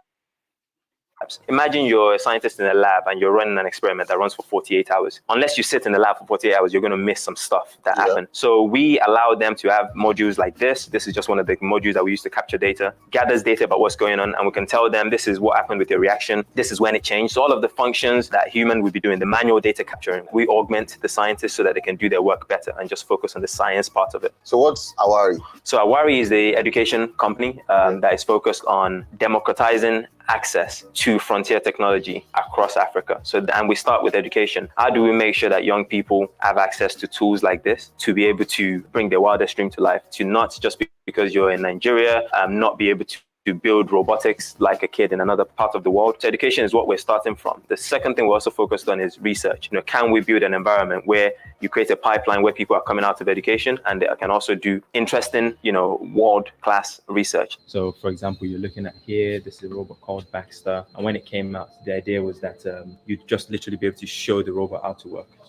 So for example, rather than having to program it, you would show it, lift it, show it exactly where it needed to go and what it needed to do. And then it would remember that. What are some of the challenges you faced being in that space at the inception? Robotics, not something everybody does. Yeah, so first of all there aren't too many paths to follow. So for example, there are other types of businesses where there's a template you can kind of follow, make sure the users are growing kind of like this. With robotics, you have to manufacture a physical product. So you have to set up your supply chain. You have to do the research. And in many cases, you also have to build the product in a way where you can update it when it's in the hands of the customer, a bit like your mobile phone. So the barrier to entry, how you start, is just a lot higher. The stakes are also higher. So the capital investment that you need at the start. So that means you need to raise funding. So I didn't really have access to money at the start of my journey. I had to go and get a lot of grants, first of all, which luckily the UK has a strong ecosystem for that. So I had to get a grant from the university and then also get a grant from the government to build prototypes, to get the prototypes to a place where investors could then say, okay, I can see that there's something here that could be value in the long term.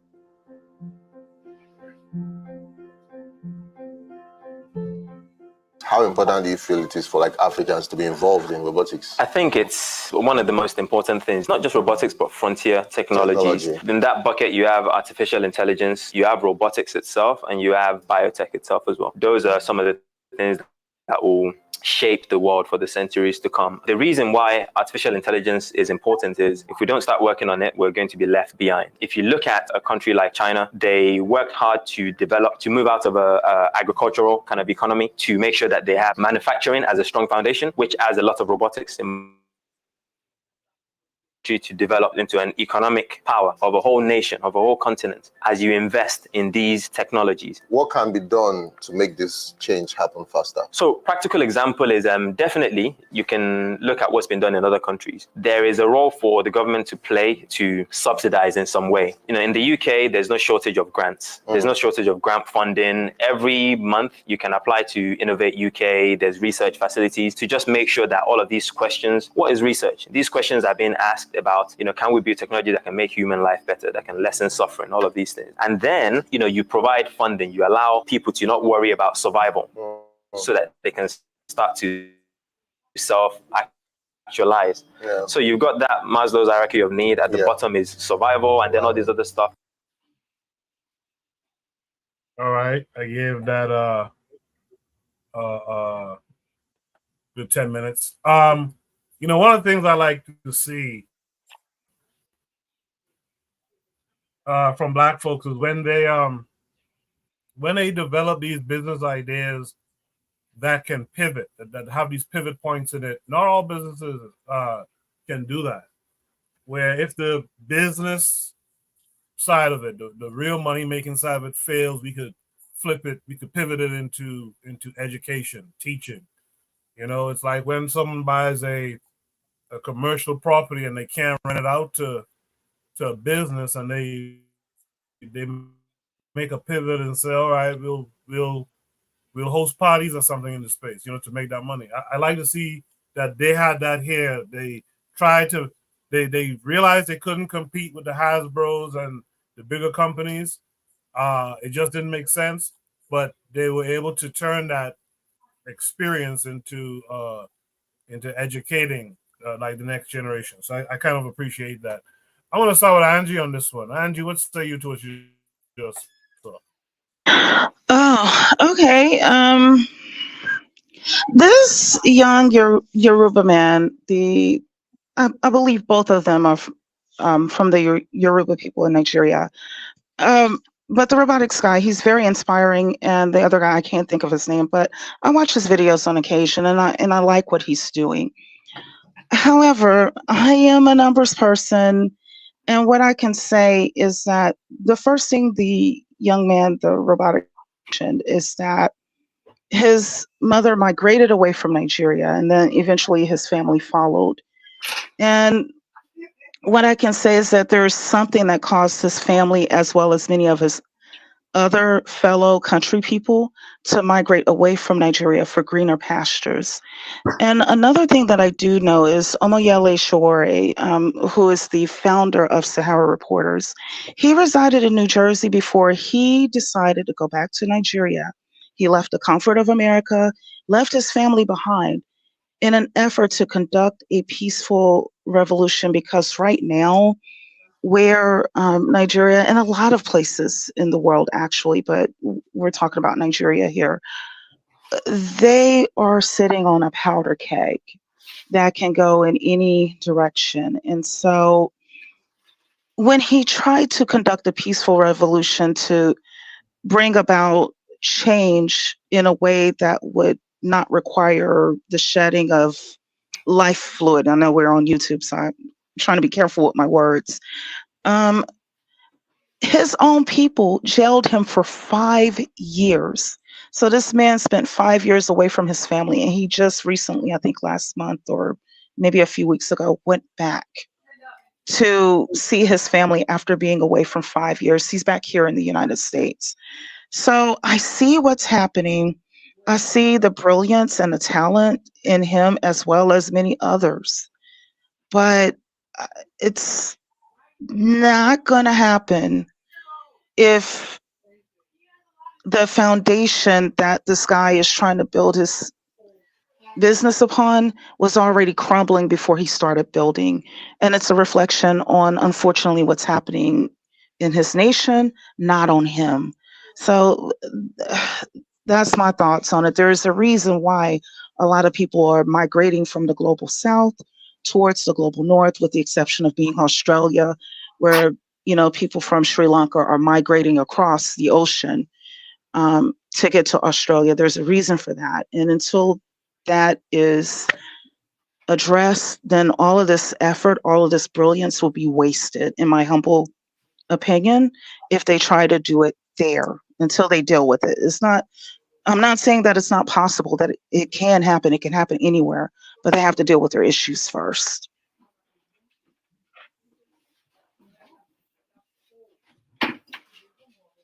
I appreciate that, Angie.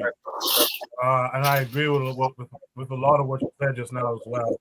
Someone got to turn on the mic. With that said, let's go to Zuliism. Zuli, what say you?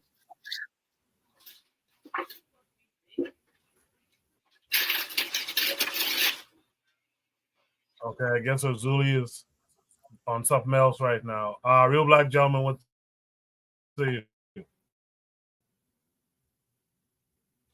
I'm here. I'm here.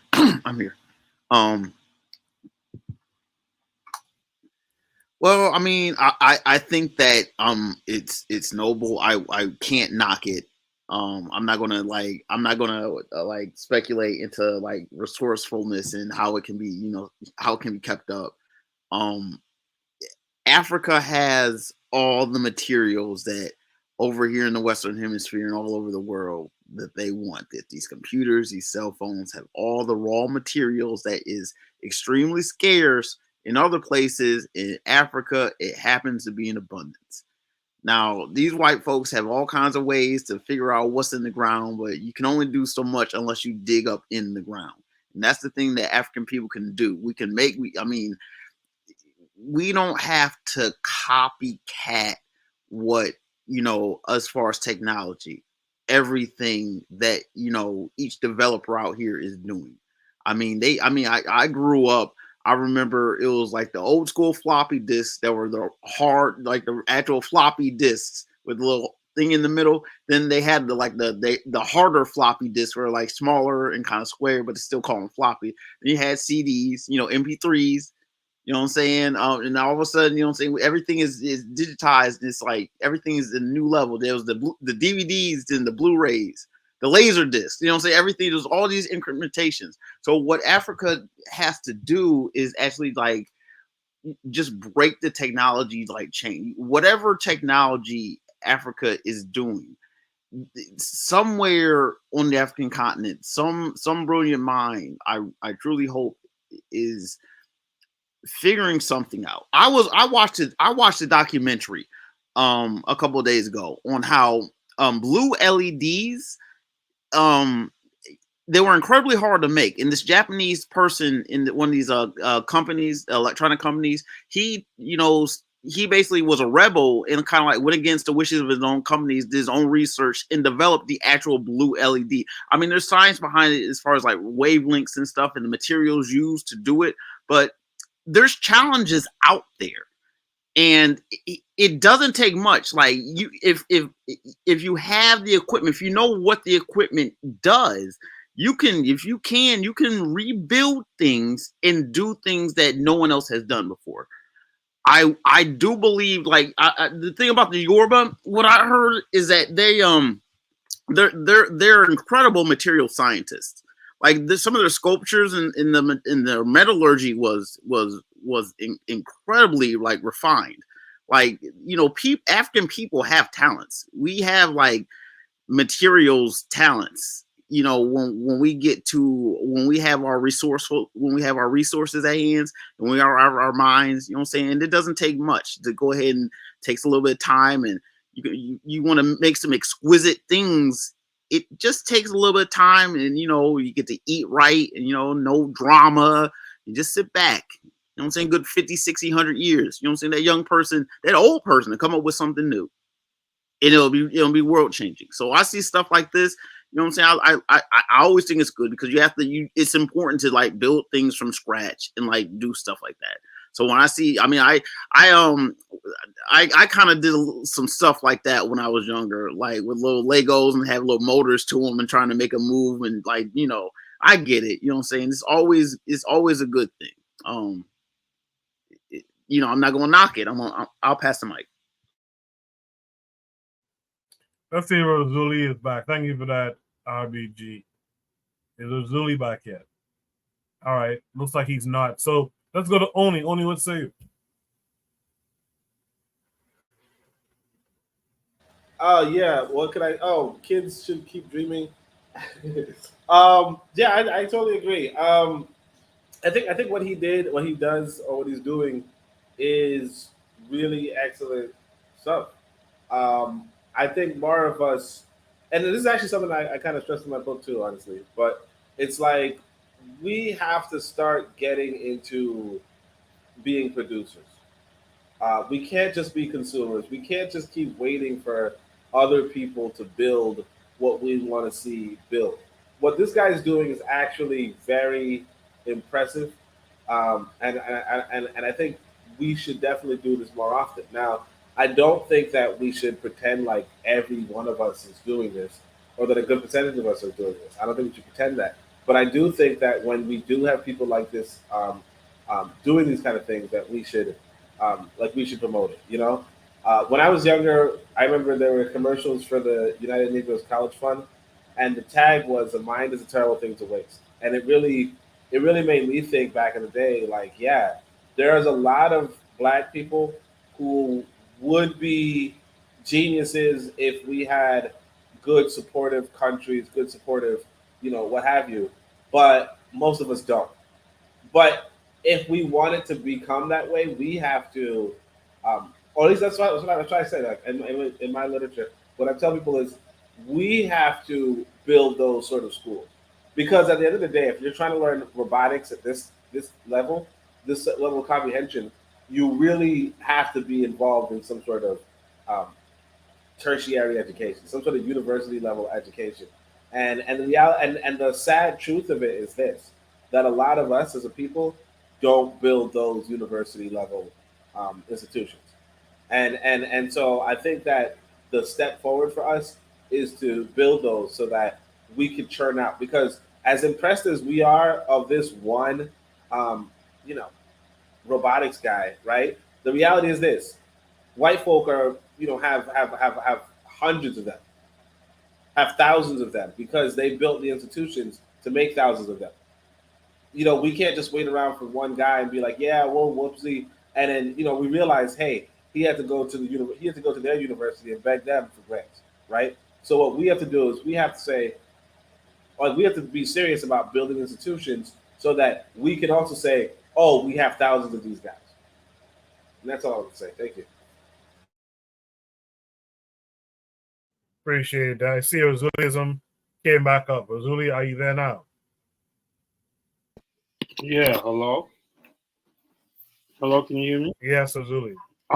Yes. What I want to say is that, I mean, it looks, kudos to this brother, kudos to whatever he's doing. Everything is good, but my only thing is saying is that how are we gonna use that to evolve? That's all I'm saying. It's what is his mentality? Is it money driven, or is it rebuilding like a nation driven? But I always knew that our brothers from different corners of the world could do these things. If we created all these big civilizations, this is nothing. But my thing is, like the sister said something that was important, is that how's the foundation, how's the moral foundation down there, the corruption foundation up there? That's what we need to worry about. Once we get that, once we get the moral compass up in every corner of our countries, then the kids will grow, because all of us, all the kids, African people, Caribbean people, we are a small group bunch. So if we created a great civilization, this is nothing. I'm not saying it's nothing, like it's not a great feat. I'm saying that we can do these things, but the concern is not our smart, our intelligence. It's the moral compass. That's the killer in those countries. That's all I gotta say. Appreciate that, Azuli. You finally came through there. Vana, you've heard everything everyone else had to say, including what the matron is saying in the chat. This is an ad for Black Africans to come to Europe, etc. Go ahead, Vana. Yes. So let me start here. So now we're talking about culture, because we was talking about culture earlier, and it's interesting that Black men, because of the rise of our entrepreneurs in the music industry, Puff Daddy, Jay-Z's, all the popular musician artists, all the young people right now want to start a record label because they've created a culture of popularity within the industry, of success in the field. And now you have regular men trying to become entrepreneurial. That's become a part of the culture. And I'm saying that in other communities, there's also a culture of this kind of thinking, where you have the Elon Musk of the world. Elon Musk right now they comparing him to Iron Man. So now the young white male wants to achieve in the areas of innovation, technology, and things of that nature. When Steve Jobs was alive, in terms of building Apple, everybody wanted to become a technocrat. All the young white guys wanted to become technocrats. They wanted to emulate that culture. You know, everybody wanted to go to California. What's the area? I forget the name of Silicon Valley and become an instant millionaire. You know, and based off of the technology that Steve Jobs was developing. That was a culture within his community. But our culture was limited to music. And I'm saying that this is a culture that should be pervasive. This is a culture, and when I pin this culture against the ideas of Sukihana or the other brother selling pimping as a methodology for the future, I'm saying that that is no future. I'm saying that this is the future. I'm saying that this is the kind of culture that I believe that we should develop among us globally. The black mind and the black mind should be developed. You know what I mean? And I think that this is the culture we should go after. So let me deal with two other things in terms of what the Angie was saying. Of this culture cannot be fostered within Africa. These people have to go outside of Africa to create this environment. I agree with that. I agree with that because internally there are issues that the black man has to struggle and has to face on a daily basis. They can't basically get their shit together, is what she's saying. But what I would say to that is there is internal enemies to Africa. Absolutely.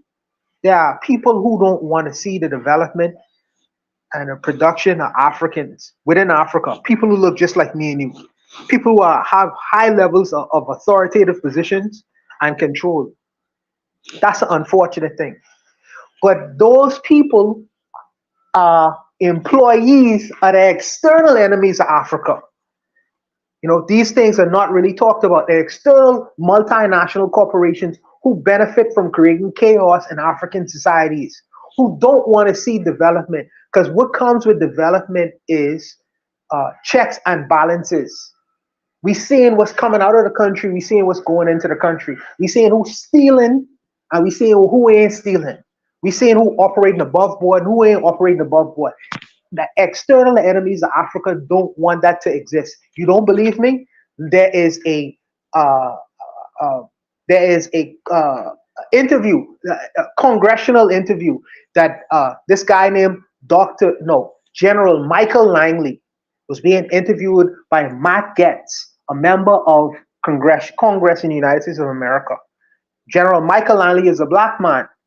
Now, he was going into Africa inciting coups using black leadership people within Africa. It's on YouTube for everyone to see. You know, trying to destabilize African countries. So how do I exist and how am I able to exist in a space where I can innovate peacefully inside my country, where you have people who are operating outside of my country trying to destabilize my country? How am I able to operate? Of course, I have to leave. I can't stay because the external enemies working alongside the internal enemies. What do I do? What do I do in that scenario? This don't sometimes make CNN. Needless to say, I would say this.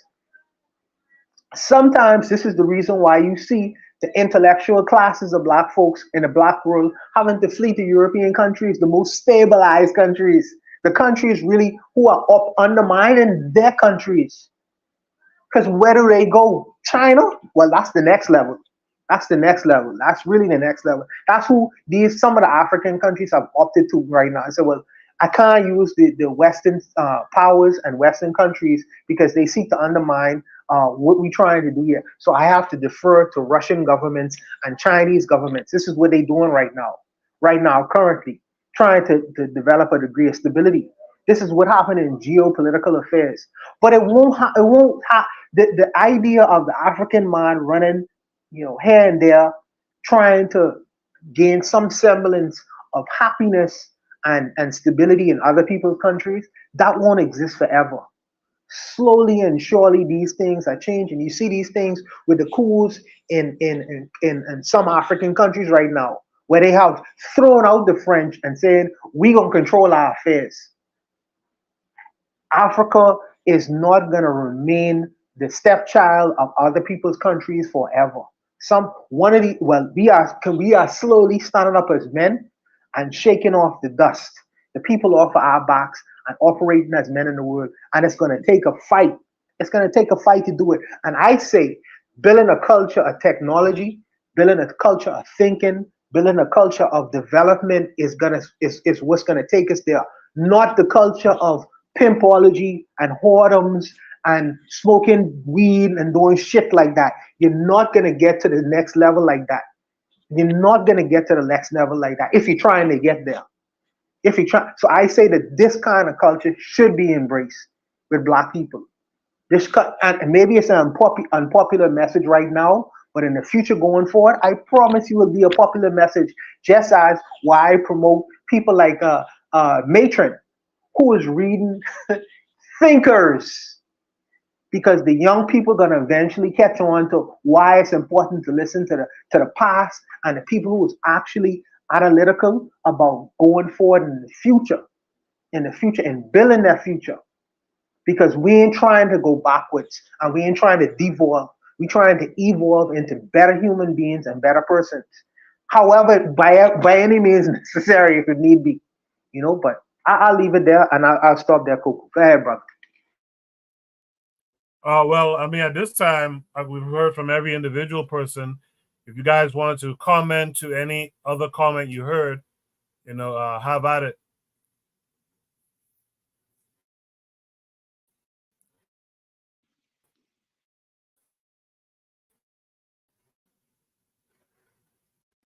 There no further conversation. I appreciate everyone on that prompt. What we'll do is we'll go to Shoot the Breeze topic number 3 tonight. We're gonna end at 11 p.m. So we're probably just gonna get through maybe one or so more prompts.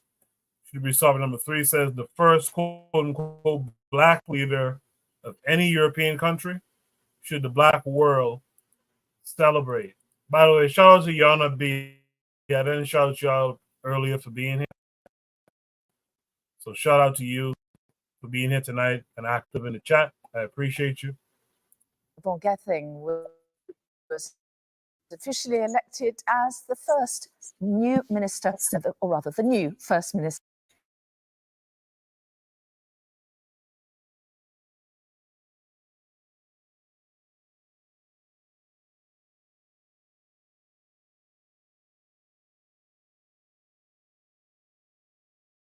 Of Wales. He told the Welsh Senedd that he was made today when Vaughan Gething was officially elected as the first new minister, or rather the new First Minister of Wales. He told the Welsh Senedd that he wanted to lead a country of hope, ambition and unity. Mr Gething becomes the first Black leader of any European country. Here's our Wales correspondent, Rhys Williams. Mark Drakeford. Vaughan Gething. One by one, the nominations came. Vaughan Gething. Wales' 5th First Minister, but its first non-white leader and the first Black leader of a national government in Europe. A stone's throw, but a world away from the Senedd, lies Butetown, one of the UK's first multicultural communities. It was here that Vaughan Gething started his political career as a councillor. It is said that no legacy is so rich as honesty. Today, a watch party at the community centre. History in the making, my friend. Wow. Today's significance not lost here. Vaughan Gething.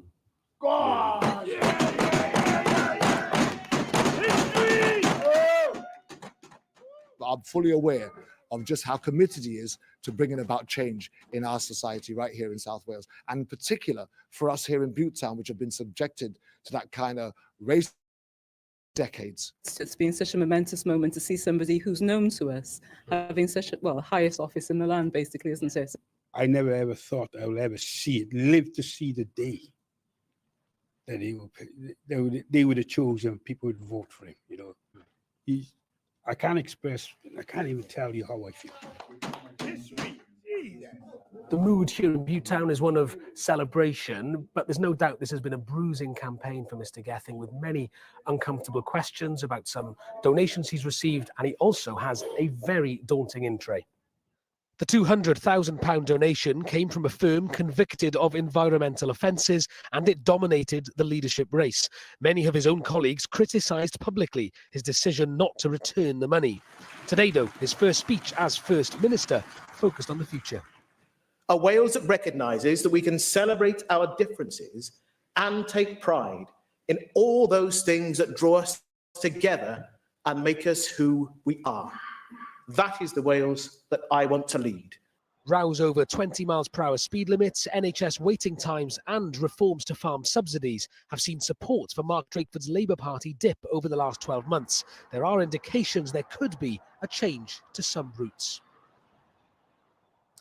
Vaughan Gething is also closer politically to Keir Starmer than Mark Drakeford was. And so the UK Labour Party will be hoping that some of the tensions that had started to emerge between colleagues at either end of the M4 will start to be ironed out. Here in Cardiff, though, with the majority of his own colleagues in the Senedd backing his rival in the leadership campaign, Jeremy Miles, Vaughan Gething's priority will be to rally his own troops. Miss Williams in Cardiff, thank you.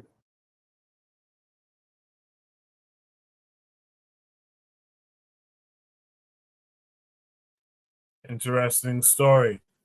Anthony McPhail out in the chat says to the Bitter Medicine podcast, we've already had Obama as the blueprint. It'll be white power and blackface. I feel you on that. RBG in the chat says, is he a foundational black Welsh or not? Yana B earlier said, I hope he's not another Obama. The Hot Roddy podcast is here. That's D Webb. He says, yeah, another symbolic whitewashed quote unquote leader. That man is probably going to crack the whip harder than any white man in the same position. Be wary of black quote unquote first. With that said, let me start off with Oni this time. Oni, what's the use of this? Yeah, I mean, it just seems like Obama 2.0. I mean, we already saw this show, you know? I mean, like you have to be living under a rock to not have seen Obama, what was it, 5 years ago, or yeah, like I guess it was like 5 years ago or some shit. Like you have to have been living under a rock. I'm not impressed. I don't think anybody should be impressed. First black leader of any European country. I mean, like, should the black world celebrate? Like, no. Like, if you don't understand politics at this point, where, you know, nobody accidentally gets into the leadership position, okay? They are hand selected from the selectors, if you will, right?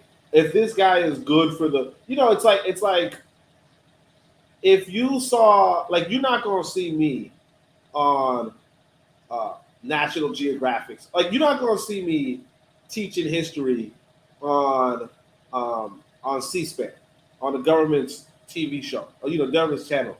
You're not gonna see me teaching history on C-SPAN because this white boy knows better than to pick me to go teach history on his show, on his TV, right? That said, this is, you know, being a leader of a country is much more impactful, much more powerful than being on a TV show. Okay? I'm saying that to say that there's no fucking way this guy is on your side if they hand selected him. And we've seen this time and time again. And in fact, I want to relate this story about Jomo Kenyatta. They put Jomo Kenyatta in front of you because he was pro-British. Okay? They put Jomo Kenyatta in front of you. Now, if you got hype over Jomo Kenyatta, guess what? You drank the Kool-Aid. This guy, you know, these white boys, I'll tell you, look, the white boys, I'm not saying they smart, but they're not stupid. Okay? They are not stupid. They are not stupid. So when they put a black person in front of you, best believe they know who that mofo is. And if you don't, well, that's on you. You know? That's on you. But they know who he is. I'll leave it like that. Appreciate that, Oni. Let's have from Real Black Gentleman. You know, yeah, I might have to like tail on to what Oni was saying. Like, you do have to be wary. You know, you always have to let results speak for. When we don't know anything about the dude, you don't know anything about his policies. You know what I'm saying? You don't know anything about his background. You know, like I said, Obama, you know what I'm saying, look, you know what I'm saying, had the, you know, complexion of a lot of people, you know what I'm saying, in this country, but his stock was not anything related to people in this country. You know what I'm saying? His maleness didn't come from a place of, you know what I'm saying, you know, black folks didn't in this country don't necessarily come from Kenya, you know what I'm saying? I mean, as far as like, you know what I'm saying, Wales, as far as like England, I'm no expert on Britain or nothing like that, but it's like, you have England, Wales, Scotland, and you got Northern Ireland, right? And so like Scotland's trying to lightweight break away, and so Northern Ireland is trying to be absorbed into Ireland. So it's funny because the city of London itself, I don't know if it was just London or England, like they were trying to kick out all the Caribbean people. They called it the Windrush generation. I don't know. Again, like a lot of the black people from the Caribbean, they're trying to like kick them back out, while at the same time they're letting all these Arabs and East Indians all up into England. Like the mayor of London is like all like an Indian dude. You know what I'm saying? It's like, so I see it. He might be one of those, you know what I'm saying, he might just be a coon from, you know what I'm saying, maybe a proper coon, I might say. I don't know, you know what I'm saying? So yeah, you gotta be careful. Like, yeah, he's up there, he's wearing the suit, you know what I'm saying? He's talking the talk, he's up there. Like, I don't know who voted for him, you know what I'm saying? I don't know anything about him. Like, again, like when you say he's black, like, is he mixed with something? Like, is he like first generation? Is his people's been there? Vaughn Getting. I mean, is that a Caribbeanish name? Getting? Hey, you gotta analyze this stuff and be like, yeah, it's like as soon as you see the name itself, it's just like that doesn't even sound like anything that even Getting. That just sounds Germanic to me. Vaughn. Hey, yo, I'm gonna pass the mic.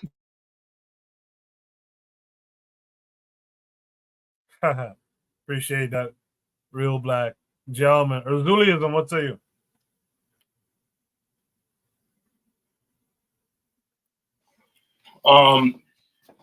Well, they said something that he got a big contribution from a not so good company, and he refused to give the money back. He already spoke. Now, if you want to go chase him, like, he already spoke. He already told you what his character was. If a company does this, I think he said a company that is destroying the environment or something like that. I don't know. If he took money from them and refuses to give the money back, he already told you who he is. So now, if this is not enough for you, whatever he does, and because you see, they go to these events or where they show you all black people cheering this shit. All black people who don't know, who all their dream is to sit at the table, not to get crumbs, not even at the big table. So to them, this is a big deal. But this man right here, as accomplished as he is, as good as he is, he's probably very smart, very intelligent, and has all of that. Well, we've seen this before. This man is a company man. He already told you who he is. Look at this old man. Look at this old man. This is his dream. And so I don't know what to say about that. Look at this, clapping like a clown. But he doesn't know better. This is his thing. This is their dream. The man refused to give the money back after they told him the company was a nefarious company against the environment.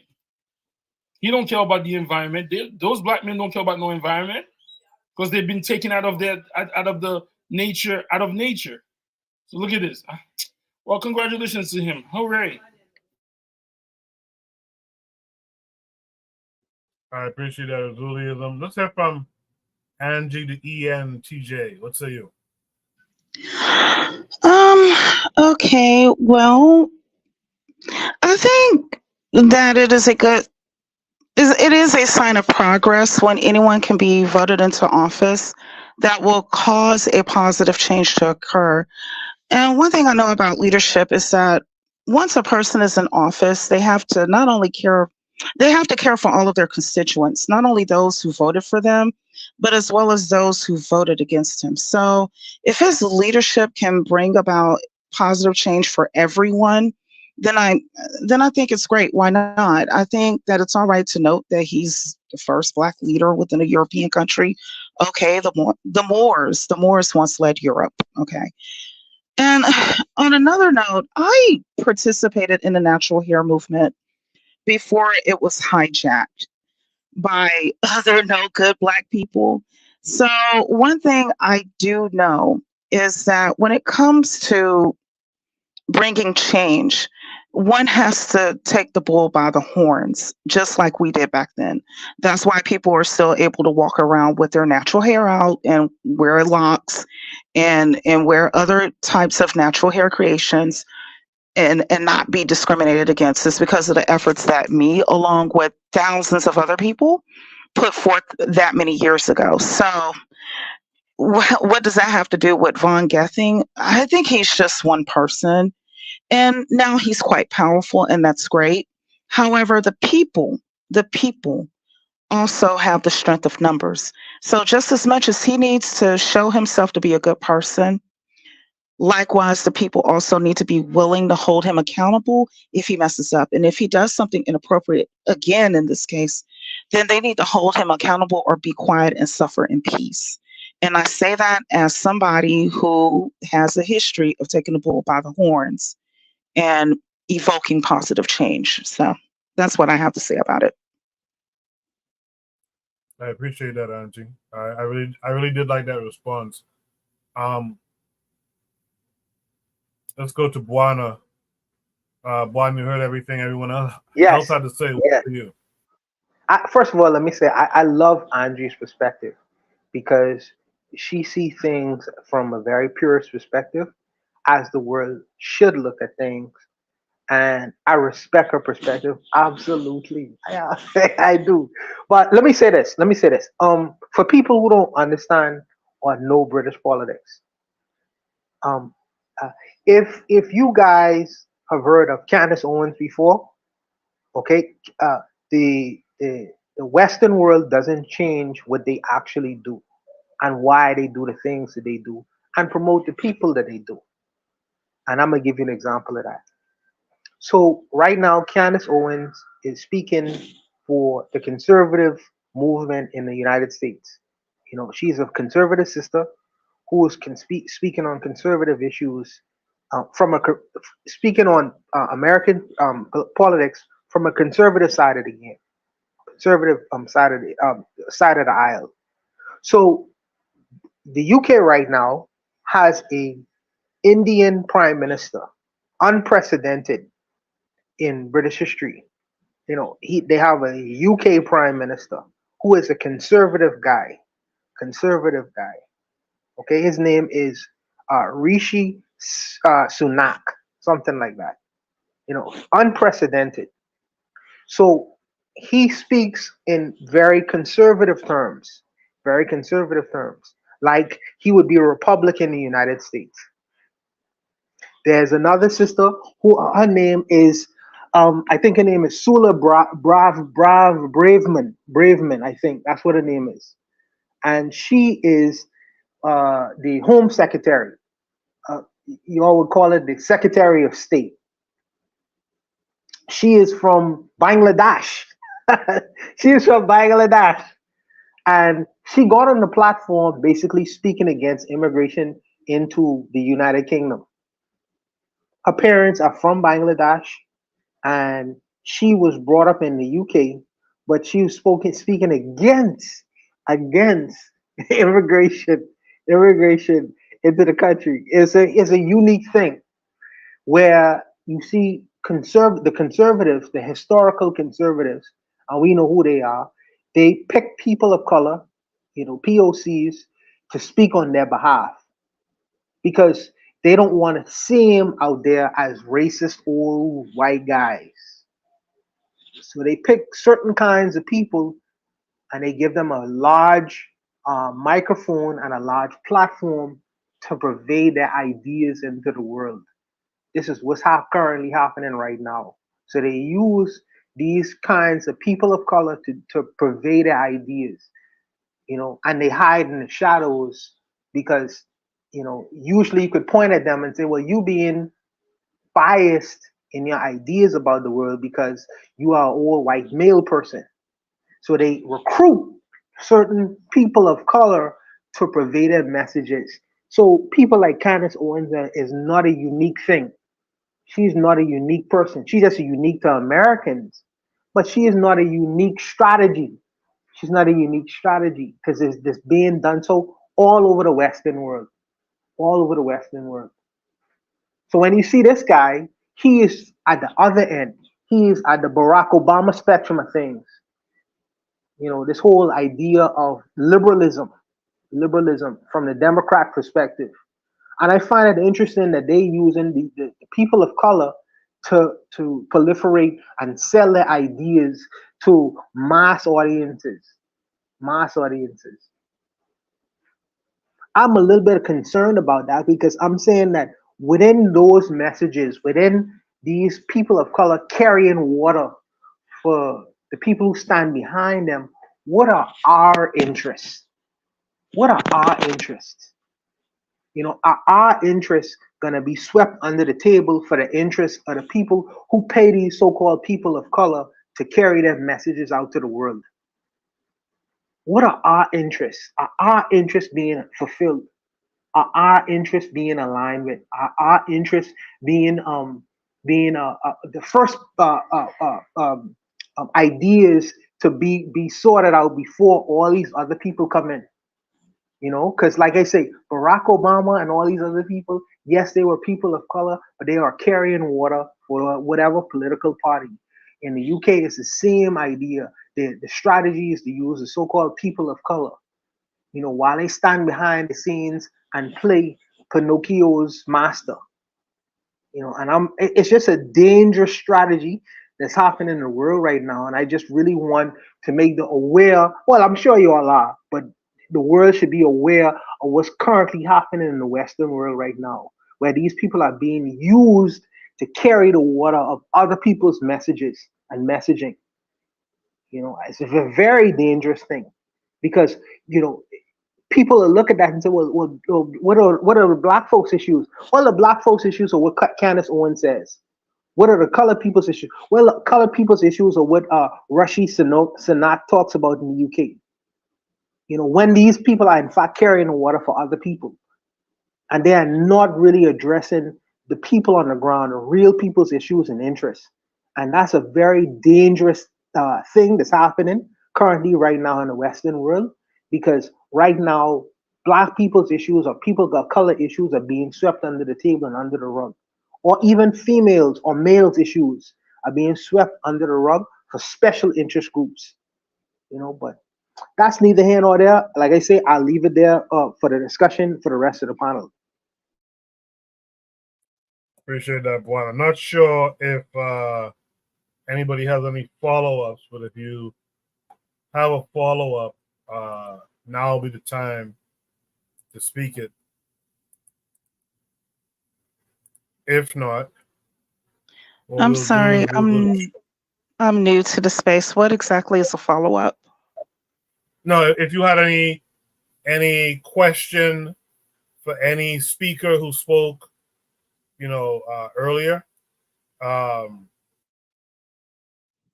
Okay, Juana, what do you mean when you say that I am a purist? Purist. When I say that, when you look at the what I'm thinking and I'm assuming, when you look at the political process, there is no issues of color. There is no issues of race. You see things on a level of fairness or issues of whether it's good or it's bad. The race issues and these other biases don't even come into play. You just see, am I going to do something that's good or I'm going to do something that's bad in terms of on a political platform?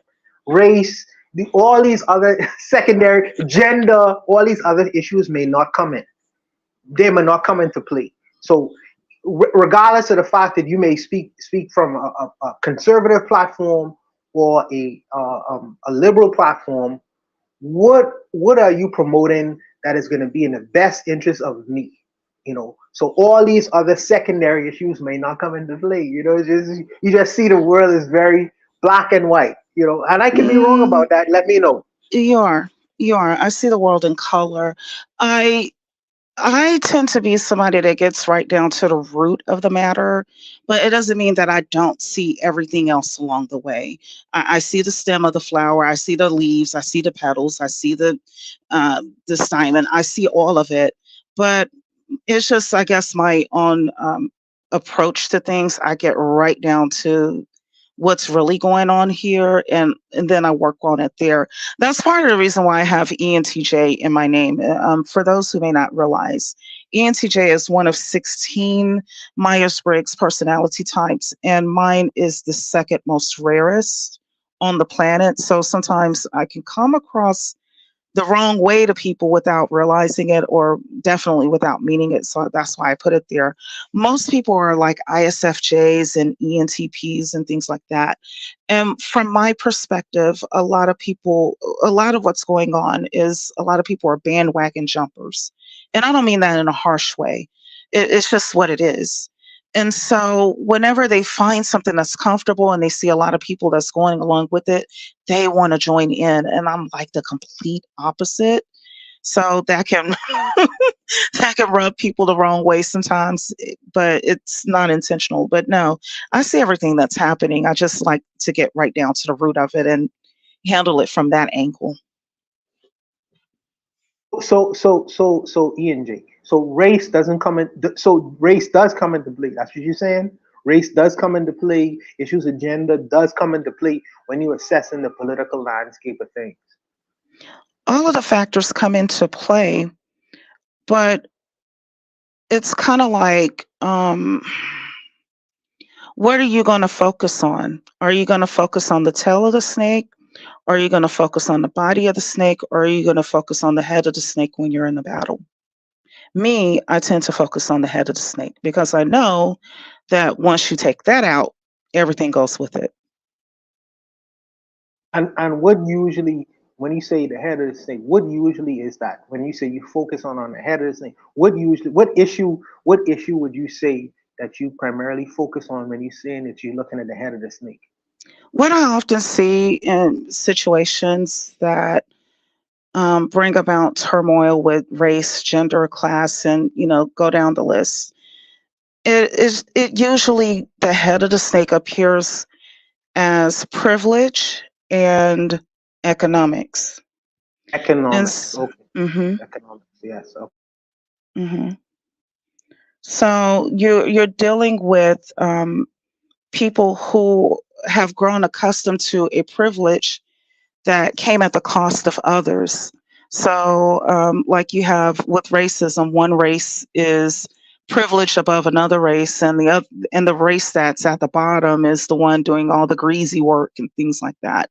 So that dynamic is there. When it comes to sexism, the same thing. You have one that has benefited off of the degradation and the resources of another. So this dynamic plays out the same way. You can throw practically any situation to me, and once I think it through, it boils down to that one is privileged and one is concerned about the economics. So this is when they start playing their games, such as finding somebody who appears to be like those who have been at a disadvantage and weaponizing them. So now you can't say that they're sexist. Now you can't say that they're racist. Now you can't say that they're classist because they found somebody that resembles the people that they've oppressed, and they've weaponized them, gave them a little bit of money and some talking points to yell back at the crowd. So yes, I see all of that. But what I get down to is the bottom of the matter, the root of the matter, or the head of the snake. So last question. I don't want to stop them. So when you say economics, do you find yourself more in line with capitalists, people like Donald Trump, or people who are more like fairness, social, kind of like socialists. Society should benefit. Everyone should have a fair share of money and things of that nature. Where do you find yourself within that kind of like barometer? If I was to put you, go ahead, sister. There's not a true capitalistic nation on the planet. Even the US is a mixed economy. And those economies that are more leaning towards communism and socialism, they're not doing so great. So I'm not for either extreme. I am for an economy that does provide opportunities. So there's a bit of capitalism at play. But as we had talked about earlier on, about a week ago or something like that, I'm not for communism because that's the government making decisions on behalf of the people. What I am for is benefits to the people based on the fact that this is our land. We were born here. We're citizens here. We pay taxes here. Some of that should come back to us as a benefit, much like what we see with the Finnish in Finland, or the Norwegians in Norway, or the Swiss in Switzerland. They have, for instance, we're taxed here at about 27%. Yeah.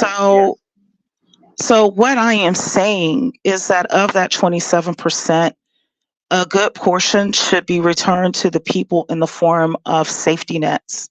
So no, I'm not an advocate for Soviet Union style communism. The people were miserable. I've spoken to people who lived in the Soviet Union during that time, lived in Russia, lived in the Ukraine, lived in those nations like that, and they said they didn't like it. Yeah, on the surface it appeared as if everything was taken care of, but one guy told me, and this guy, he had blonde hair, crystal blue eyes, straight out of Russia, and he said, they only got one coat and one pair of boots per year. And you had to be careful because if you weren't watching your boots, somebody would steal them. And, just to line up to get food, you had to stand in line. And sometimes things would run out. So I wouldn't want to be in an environment like that. But I think we can do better than what we have right now. No, I'm not socialist, Yanabi. I'm not at all. I'm far from it. So, yeah, I don't want that for us, but we can do something like Finland. As a matter of fact, Finland is copying what we initially had, and they're doing great about it. But they're not a communist country, and yeah. No, that's cool. No, that's cool. I mean, like I say, you kind of like it. It sounds like you're in the middle between. You don't go to the extremes and fully capitalist or fully socialist or communist. You kind of like sound like you are really in the middle. Because when you say the 27% should be returned to the people, Luana, and it really it's 10:30. It's 10:30, my nigga. Oh, sorry. I'm sorry. Go ahead, bro. Go ahead. I just really, could you please stop calling me a nigga, by the way? Anyways, go ahead, Koku. Go ahead, brother. Yeah, good exchange there. Before we move on to the next prompt, Angie, can you tell the folks about your channel? Okay, my channel is my name, Angie the ENTJ, and I talk about the stuff, the dirt and the filth that nobody wants to talk about. I think that a lot of times people will think that I'm just staunch feminist because a lot of videos that I've done have been to back those whose voices have been snuffed out, and a lot of times it is Black women who, no one else is listening to. But I am for everybody. I've done videos on behalf of men, pointing out how sometimes men are hoodwinked and bamboozled by other men. So my videos kind of like put my ENTJ isms at work, as well as paired with economics, to give everybody something tangible beyond an opinion and a philosophy to go off of. You don't have to agree with me. You don't even have to like me. But at least I'm giving you the numbers and empirical data for you to realize what's happening in front of you. So that's my channel. Appreciate it. You guys make sure to check out Angie, the ENTJ's channel. I appreciate Angie. Stick around. We'll be done at 11 thereabouts tonight. We're gonna go straight into Shoot the Breeze topic number 4, probably the last topic of the night. Shoot the Breeze topic number 4 says, either get it on camera or get it in writing. This came with a link. I'm gonna share my screen in a second. For some reason my computer is lagging a lot tonight. I'm going to share my screen with you now.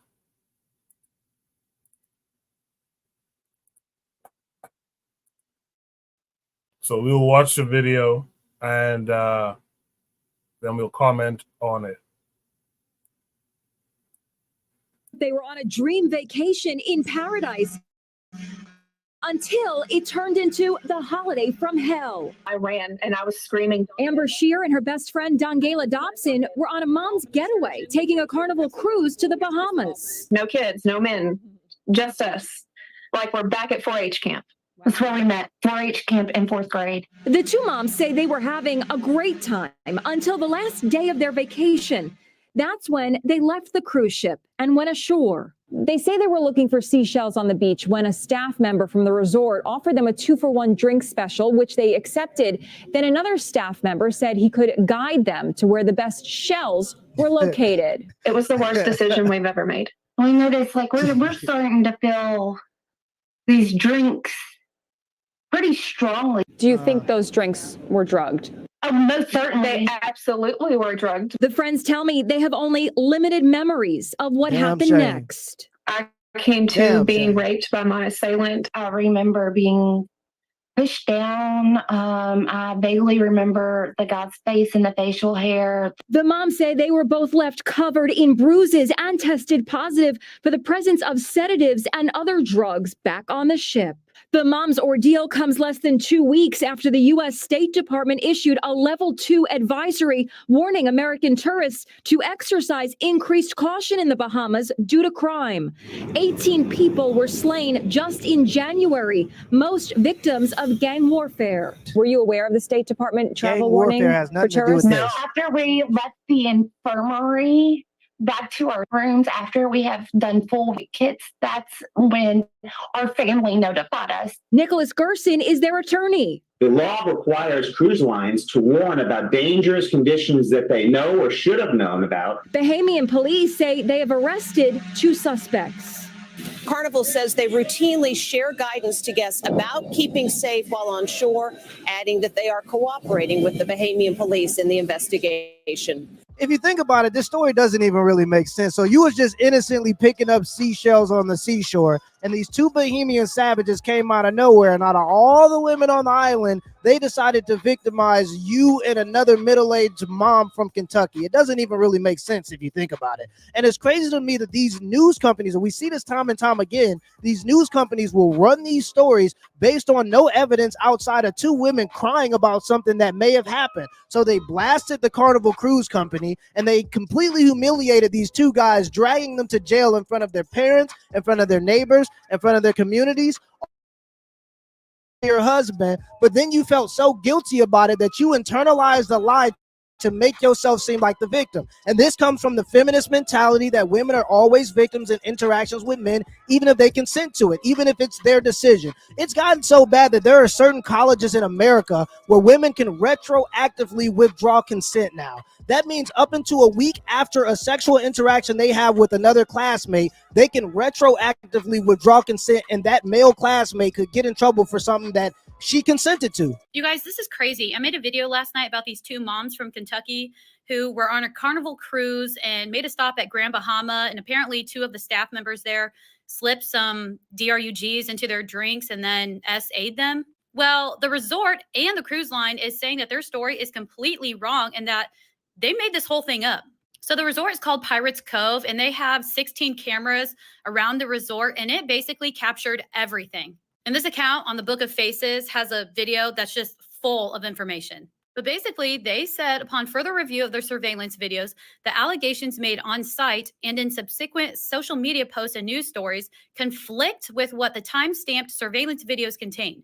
As such, the lengthy videos of all concerned have been handed over to the local police and will be shared with our industry partners as needed. And then the resort goes on to say that the two guys were terminated, but because they violated the zero tolerance policy. So here's a timeline according to their footage. The girls entered the property at 8:17 in the morning. They were greeted by staff at 8:24. Then at 9:40, one of the girls met with one of the guys who's being accused. Then at 10:06, you can see them, looks like they're walking arm in arm with these two guys. They were headed towards the western side of the beach where the alleged incident took place. Now check out this video and then listen to what they have to say about it. Refused to let us see a U.S. physician or a carnival physician. Refused to let us have a rape kit done immediately. Made us go to the bathroom.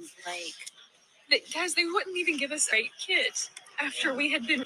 They refused. They made us go to the bathroom and use toilet tissue, and they collected toilet tissue as their specimens. And then they did an alcohol test on us like we were just super drunk. We had hardly any alcohol in our system at all. Well, the resort says that their EMS offered medical assistance to both of the girls, but they declined and even signed a waiver.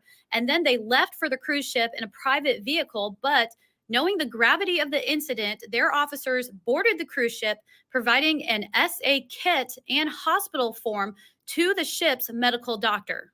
So that's completely different than what the girls are saying. And just to throw in there, there is now a GoFundMe with a $10,000 goal. Apparently, it's to help raise money for medications that they need that help prevent certain diseases. I don't know. But anyway, what do you guys think? If you are Caribbean or you ever been to the Caribbean, you already know what it is. I was just with my wife in Jamaica in January. It wasn't nothing but single women who maxed out their credit card, and they see them dudes up there gyrating with all the muscles and that baby oil on their body. And after 4 shots, they want to eat sausage. And that's fine. If you a grown adult, do what you want to do. But then don't try to play the victim when you make a bad decision. I did not know nothing about sex. So. You're watching never before aired video of Juanetta Gibson and Brian Banks in the minutes before her stunning confession that she lied when she said the high school football star raped her 10 years ago. This camera right here was in a plant. This is the man who helped Banks get the now famous confession on hidden camera. Private investigator Freddie Parrish. There's only one chance to get the goods. I mean, you got to make it right the first time. Parrish's son played football with Brian Banks at Long Beach Polytechnic High in 2002, the time Juanetta Gibson made her false rape accusation. Gibson's family got $1.5 million settlement from the school district, and Banks got 5 years in prison and 5 more on parole, shackled with an ankle monitor. So I know I'm not behind bars, and I know I'm not locked up right now, but I'm still very much incarcerated. Then last year, Brian Banks got a Facebook friend request from Juanetta Gibson. Mr. Banks called my son, Freddie, and asked him, what should I do? My son naturally says, hey, you got to call my dad. He'll help you with this. Once I was able to read the case, there was no doubt in my mind that this young man was innocent.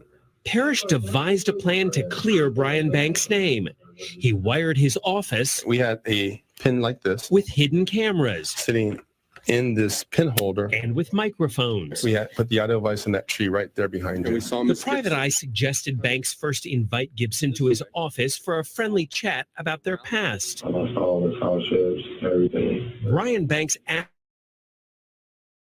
I will go through with helping you, but she's afraid of losing all that money from her settlement. All that money they gave us, gave me, I don't want to have to pay it back all that, because that will take a long time. Now comes the hard part. Banks had to convince Gibson to come back the next day and talk to the private eye who was helping free him. I needed to get her to basically recant everything that she said that Brian did 10 years ago. If I let this man down, I would have to live with that the rest of my life. The mood in the room was light, but investigator Parrish's questioning got heavy. When did you intrude it? Was it after him, before him? After. Now the big question. No, he did not. When she said those things, what did you say to yourself? Wow. I got it. It We got was it. the key evidence that Banks' lawyers from the California Innocence Project needed to go back to court, and that undercover video got Brian Banks' rape conviction thrown out. So after this man got humiliated in front of his family, lost all chances of him going into the NFL, got 5 years in prison and another 5 years on parole, guess what her punishment was? Nothing.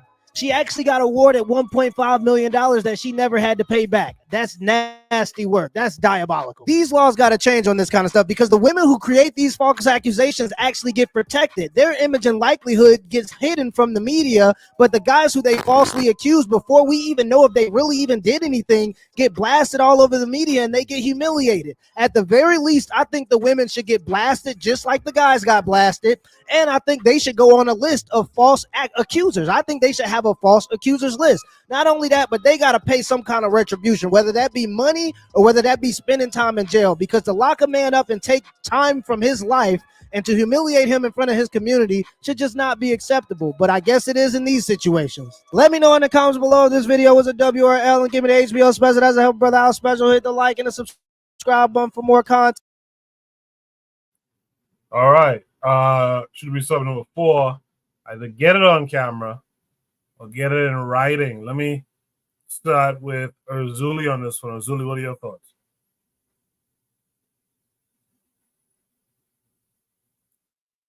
Well, Eddie Murphy warned us about them Bahamian dudes, man. Damn, that's savages. I sure they were Haitian. But No. My man said something. Well, yo, you just gotta be careful, man. As men, yo, when something seems too easy, walk away, bro. Walk away. And I'm not trying to defend these women. And this is when I spoke about sexual DICK discipline. Just because you could do it, you should be thinking, why is it so easy?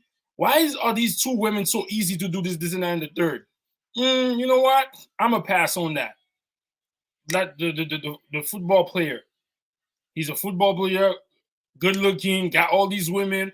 Bro, sometimes these women tell them there's something not right in their mind. Walk away. And I'm not saying that's a great defense or great that this works all the time. But having sexual discipline will alleviate and keep you away from these type of women. And second, I agree with what the brother said. There should be a list of false accusers. They should do. If a man could get 20 years for SA, a false accuser should at least get half of that in jail. So I really think that even if you get it in the brother, even if you get it on camera, she could say you put something in her drink, or if you get it in writing.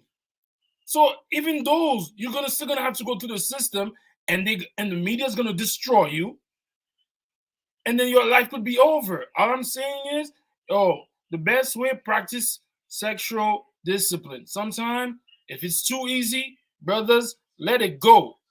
Even the brothers from the Bahamas, the savages, when the snowflakes come, leave the snowflakes, bro. Or y'all need to have it on camera. Because he's having fun. He's having fun right now. Yeah. A lot of them could have been Haitian too. They probably was Haitian too. No. I'm just saying. But I agree. Maybe get it in writing. Get with a camera. Make sure everybody's in consent. If she's too intoxicated, brothers, walk away from that. Especially in the States. Sexual discipline will alleviate a lot of these pains, man. That's all I gotta say. Appreciate that, Urzuli. Let's have from Real Black Drama. What say you? Yeah, like you can't. I mean, part of it is just you can go to one extreme and get like extreme consent. You can go that way. I think personally, you cannot have a culture where you hang something like that. In the history of this country, what I'm saying, Emmett Till, false allegation.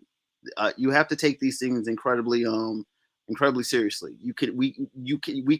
We need laws against false allegations about sex crimes.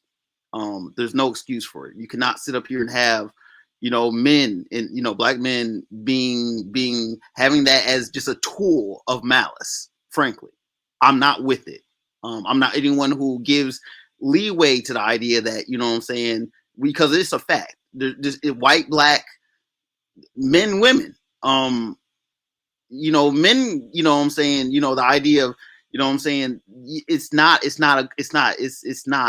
anything that should be toyed with. The idea of throwing such a heinous allegation, and usually the nature of it is it's such a, someone's guaranteed guilty about it. It's like it's already a wrapped up situation where it's just like he did it because of this, and you see what I'm getting at, where it could just the nature of it. You have the beginning of the video, they said you have 10 days to change where consent is unconsent.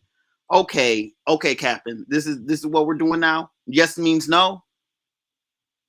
You know what I'm saying? Is this the world on 1984 where it's like where the dude was saying 4, 5, 4? Because because that's like torture in a way. I'm not with it. I don't think anything's funny or cute or amusing about any of this. We got it. That's just something that I would like to see. I'm gonna pass the mic. Appreciate that, RBG. Let's have from Oni next. Oni, what say you? Yeah, so well, my thing is this. I'm actually kind of confused. How did the guy get convicted? I don't fully understand how you get convicted from somebody making an accusation with no evidence. I'm also, as much as I like the idea of sexual discipline, from what it sounds like, the dude didn't even have sex with this lady. Because allegedly she says, he asked her, when did you lose your virginity? Was it before or after this alleged incident? And she said she lost her virginity. I think Azuli was referring to the other two guys. Oh yeah, the savages, yeah, Bahamians. But you ain't gonna see no sexual discipline with savages. Not joking. But anyway, but yeah. As far as the football player is concerned, I don't understand how he got a conviction. 1, 2. I don't know how you could protect yourself from that. Like that sounds like a really fishy situation, and not just fishy situation. It could just be that there were multiple people who accused him. Not multiple people accused him. I mean, multiple people who confirmed that, like multiple testimonies that said that he was guilty, even though he wasn't. Like many people might have, because it's like if she was a virgin, that just means that he didn't even sleep with them. Like obviously those Bahamian guys slept with those white women, obviously. And I'm not saying that to continue on that joke against them. I'm more or less saying that yeah, obviously they did. But the football player, it seems like he didn't even touch this lady. So what's the story behind why she would accuse this guy, and then why and how he could get locked up for it, especially if he's in football, where it's like usually the coach would vouch for him or try to defend his integrity, or something, or even try to fight the case. Why would how could you lose when you don't even sleep with this lady? Yoda B says, "Remember, believe all women." Yeah, I mean, I don't know. Again, because it's actually harder to like back in the day. It was really this case that most people didn't even believe black women. So it's kind of like, what in the world? Like it's kind of like that Boondocks clip where it's like, what did the guy say? He says, then I started thinking to myself, what did he do to make those people that mad? You know what I'm saying? like I don't know why. I don't know how you could possibly get convicted from not even thinking. Now, as far as the other story, yeah, those white women would just, rent to Rasta. They would just whatever. That's one of the problems that we have as a people, though. That as much as Buana was going on about these Black Americans have whore culture, blah, blah, or that's whore culture. We shouldn't be the reality is that there's a lot of whore culture all over fucking Africa. There's a lot of whore culture all over Africa, all over the Caribbean, and it's all over America. Now, again, I would point out that in America they make it mainstream, and in other parts of the country, other parts of the world, they kind of make it low key, right? So one of the reasons why I wanted to leave Tanzania originally, like I was here for like a week, and I was like, I gotta go because I didn't know that horticulture was what it was. It's Big Ten here, okay? But I mean, obviously, it's not, you know, they're not broadcasting it around the world. Hey, look at us, we're whores. But it is what it is, right? But the rent to roster shit, that, you know, sex tourism shit, you know, Thailand shit, that's you know, but see, Thailand broadcasts it like a motherfucker. That's why every white boy knows about it, right? But the point is that, yeah, we should practice more sexual discipline, but that part of that comes with developing your damn economy so that you're not relying on tourism and you're not relying on sex tourism. You know, we as a people just love tourism and sex tourism, and what it does is it ends up having the fucking sex tourists come to your country, and the sex tourists 9 times out of 10 are either these, you know, are crackers, and on top of being crackers, a lot of them are fucking pedophiles.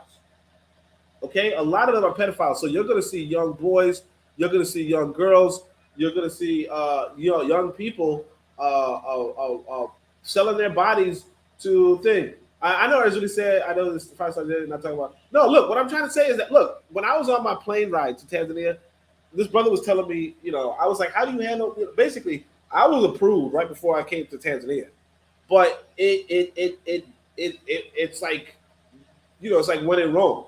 You know what I mean? Like you cannot not be a part of the promiscuity unless you get married or some shit, you know, which is what I tried to do, you know, or what I did. But like, unless you're married, you got to be a part of the promiscuity brigade, because I didn't know this before, but apparently Tanzania is the most promiscuous country in East Africa. You know what I mean? I didn't know that, you know, in America. Most of us don't get to, you know, don't know much about African countries in America, but you know, it's like, what do you do now? Some people would, you know, would cap and be like, well, I'm just gonna do this. It's easier said than done, you know. It's easier said than done. But a long story short, what I'm saying is that when it comes to you know, these situations, yeah. If you're you know, we have to improve our economy so that we're not selling our bodies, because it's one thing for men to sell, for women to sell their bodies, which is not great. It's actually awful. It's terrible. But when you got men selling their bodies too, it means the people are hopeless. Because if anything, the big wage earners, you know, let's say traditionally, but the big wage earners would be the men. So if the men cannot get good income to the point where they have to sell their bodies to women, you know, that's all. That's the whole big difference.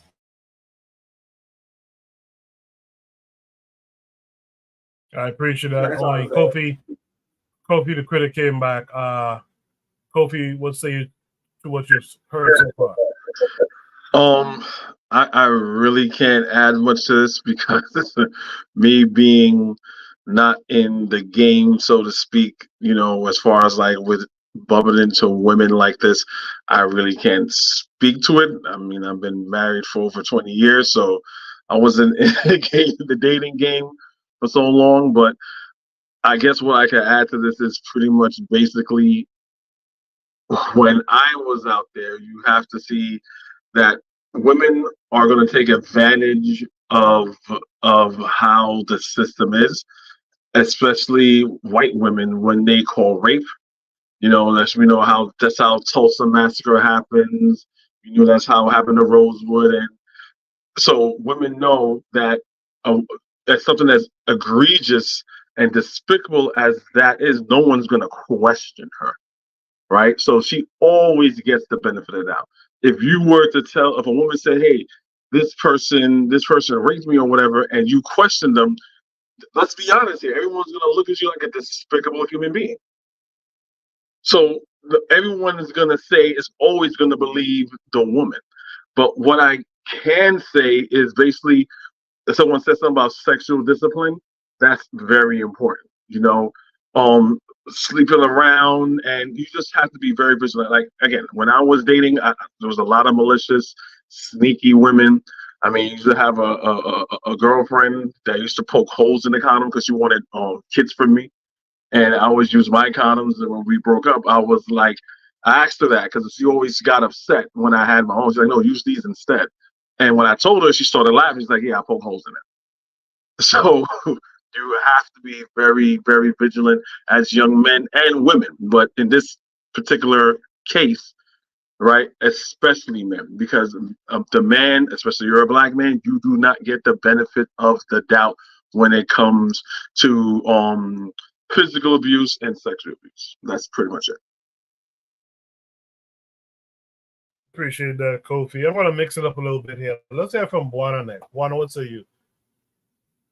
Yes. So I want to make something very clear. I am not saying that African American culture is whore culture. I would never ever make that kind of statement. Never ever. I am a fan of people like Bobby Blue Blonde, Fats Domino, BB King. These are musical genres that I respect very much. I understand the innovation that goes into that, and I respect that music very much. I would align in terms of African American culture. When I say that, I think about people like Benjamin Banneker. I think about George Washington Carver. My sister right now is about to read a book called Up from Slavery. That is Tuskegee University. Give me the name of this. Booker T. Washington. Booker T. Washington. This is when I think of African American culture, the innovation, to taking nothing and making something with it. The thinking culture, the innovative culture, the discipline that goes along the lines with that kind of perspective. That's what I tie to African American culture. You cannot tell me I don't consider that to be your culture. I don't consider that to be opening up your legs and exposing yourself to the world as a culture that any person should emulate. But these are the men and many women who I would say that I would want the world to emulate that kind of culture, because that's something that is the slave coming and coming from nothing and being able to develop himself to be the prominent person and figure through thought, through thinking, through innovation. That's what I want to tie along the lines of African American culture, not whore culture. So I'll make that very, very clear. Now, in terms of these Bahamian savages, who would have messed with these two American angels, I would say this. Now, anyone who knows anything about the Caribbean knows what happens in the Caribbean. They know what happens in the Caribbean. And sometimes these women have buyer's remorse. Sometimes they come with their different intentions to do certain things, really to get money. They're trying to extort people. They had a great time, but after the fact, they're trying to have their trip paid for, and they know that the government don't want that bad press. So instead of getting their bad press, they would pay big money in sweeping these kinds of issues under the table, even though these people were willing actors. This is what the modern media don't know, what goes on in these kinds of countries. And I think it's unfortunate, but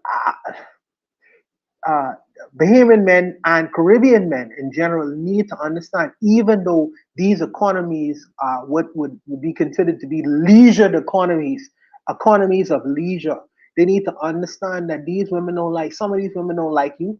Some of these women are trying to take advantage of you. Women can be predators too. I think the world is waking up to that reality, but women can be predators too. Yes, they could use their body and in turn try to extort you for money, put you in court, put allegations on you for their own benefit. Women can be predators too. And I think that that's what is forgotten from these kinds of discussions. They're not only innocent angels, they can be predatory as well. Like as Willie say, some of the brothers need to practice semen retention, dick discipline. Say no sometimes. Just because a woman who is beautiful sponsors you, don't mean you need to engage in these kinds of engagements with her, because there may be a nefarious intent on her part. Yes, women can be predatorial as well. We living in the modern age now. Women think and they use their minds and they use their bodies for different reasons. And I'm not saying that all women are predatorial. Yes, some things happen in the Bahamas that shouldn't happen. Women get abused from time to time. But women are human beings and they can be predatorial as well. So if you must engage in these kinds of particular instances, like I say, get it on camera, get it in writing, protect yourself. If you must do these things, protect yourself. Protect yourself. Cover your own ass. But I'll leave it there, Cuckoo. Chris Rock said something. I don't want to do this sexual divide, but you gotta understand, women are more mature and smarter than men, right? So Chris Rock during his stand-up, he says, "Who's the biggest liars, men or women?" And of course, all the men saying women and all the women saying men. And Chris Rock is shaking head. He's like, "No, you guys don't get to understand. Men tell the most lies, but women are the biggest liars." He said a man's lie is like, "I'm at Craig's house." A woman's lie is, "It's your baby." That's the difference. And that's a big one. That's a big one. It is. So I intentionally did this. We have one black woman on the panel tonight. That's Angie, the ENTJ. I wanted her to hear everyone's responses, all the guys' response, and any comments from the chat. And I'd like to give you time to unpack this and tell us your thoughts on what we saw in that video. Okay. I guess I have to keep it brief. Schemers and scammers and liars exist everywhere, and they definitely should be held accountable. They should be charged with lying, with perjury, and punished to the full extent of the law. Now, a bit of a disclaimer here, because I want to be careful. I often see in situations like this where the scammers, who I just said should be held fully accountable for their misdeeds, sometimes what they've done can be over amplified as a way to diminish the numerous victims who have been legitimately subjected to violence, women and men alike. I mean, see what's happening in the news lately with Diddy and so forth. So that said, I do take a bit, I do have some questions, particularly when it comes to the football player. There's a lot of background that I needed to have. Where did these allegations arise from? Was it in a party situation? And also, I see things like this happen where the women in this young man's life may have forewarned him, "Don't hang with her. She's not good." And he ignores her. And the very things that the women in his life tried to forewarn him about, now he's seeing in the worst way. So I don't know if that was the case with him, but I have seen it firsthand in other situations. In terms of the Bahamas, again, I think that it's okay to figure out different ways to have fun. Fun doesn't have to mean some random sexual activity with someone you just met and barely know. And I think that's where these kind of situations arise. If it was a situation where the man was just coming in and cleaning the room and then all of a sudden they're accusing him, I think he would have had a better, I don't know, alibi, or I don't know how to describe it, but he would have had it wouldn't have got so far. It wouldn't have gotten so far. That's what I'm trying to get at. So, yeah, what these young women did, and I use that term loosely, they should be held fully accountable. It's wrong, especially for the young man who had his reputation ruined, who lost opportunities all because of a lie. I think that, that she should be punished for that, and anybody else who helped to facilitate that. But at the same time, I think, yes, it's safe to get things on camera and protect yourself. in that regard, and also rethink having fun. It doesn't have to be random sexual activity. You can have fun in different ways. I was brought up not to have random sexual activity. I do that in marriage. I've been married for 7 years now.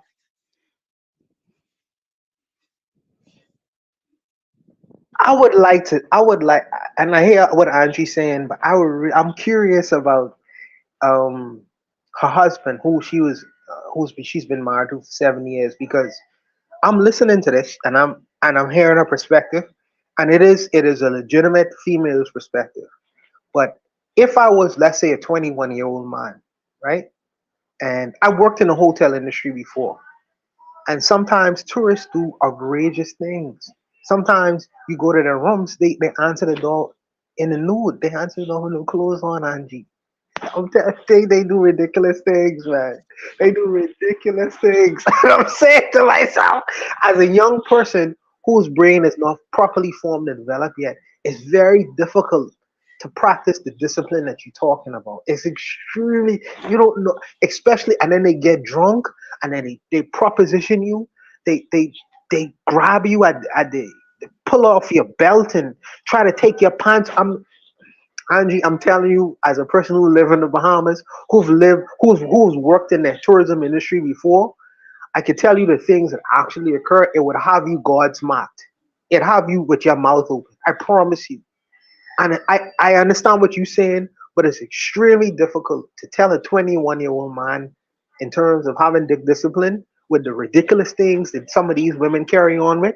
They're not little angels like like they pretend to be when the camera is on them. I promise you, sister. I promise you, man. I'm a woman, and I know other women, and I know that there are women who do behave this way. They're not the majority of us, but I don't deny that they exist. However, I mean, I was 21 years old too, and men do things too. You know, what I would say in that situation is this is when you have to be an adult, son. I'm not calling you a son, but if I had a son, that's what I would be saying to him. You gotta, don't go there by yourself. Always have witnesses. Go in 2s and 3s, okay, and make sure you don't get caught up because I'm not about to pay for you. I hear you. I hear that. I hear that. I have had my, things are informal with African Americans. When compared to like other groups of people, like my great grandmother in our community, she was kind of like an informal person that people would come and bring their issues to. And I remember seeing countless women crying because their sons had got locked up or got caught up into some mess and lost their lives. And every single case, it was a situation where she told them, don't do it. Don't do this, don't do that. And he did it anyway. So that's what came to mind with my response when I said what I said. Fun doesn't have to include having sexual activity or being in shady situations where you can get caught up. You can have fun in different ways and then go home.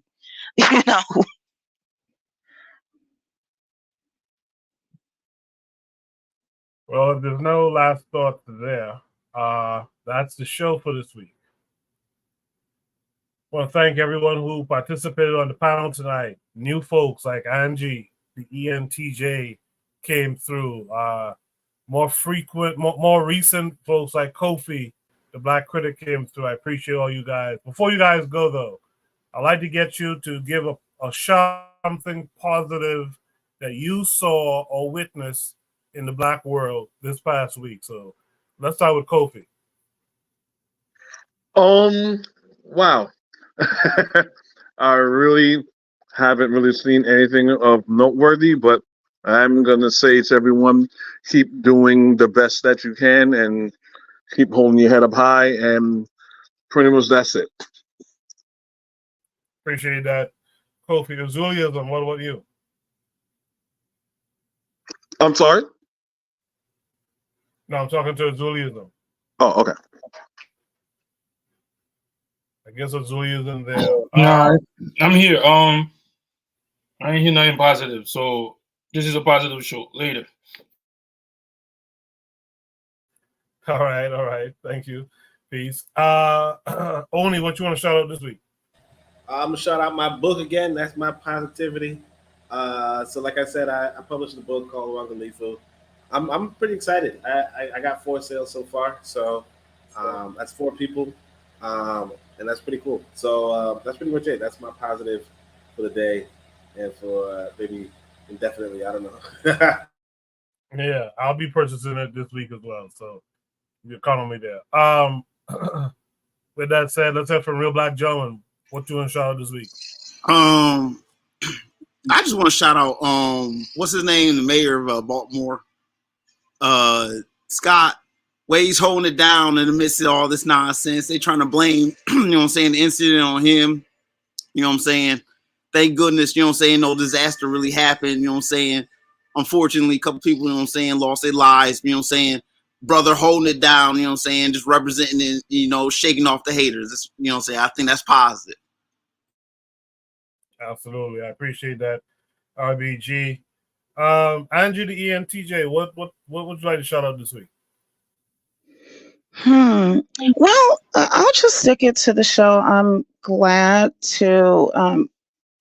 First, I was glad to have been invited, and then also, it was good to be in a situation where there's not like a shouting match going on. So I think that's positive in and of itself, and it shows progression. So I'll just keep it there. I appreciate it. Please don't be a stranger. It was great having you come through. Oh, thank you.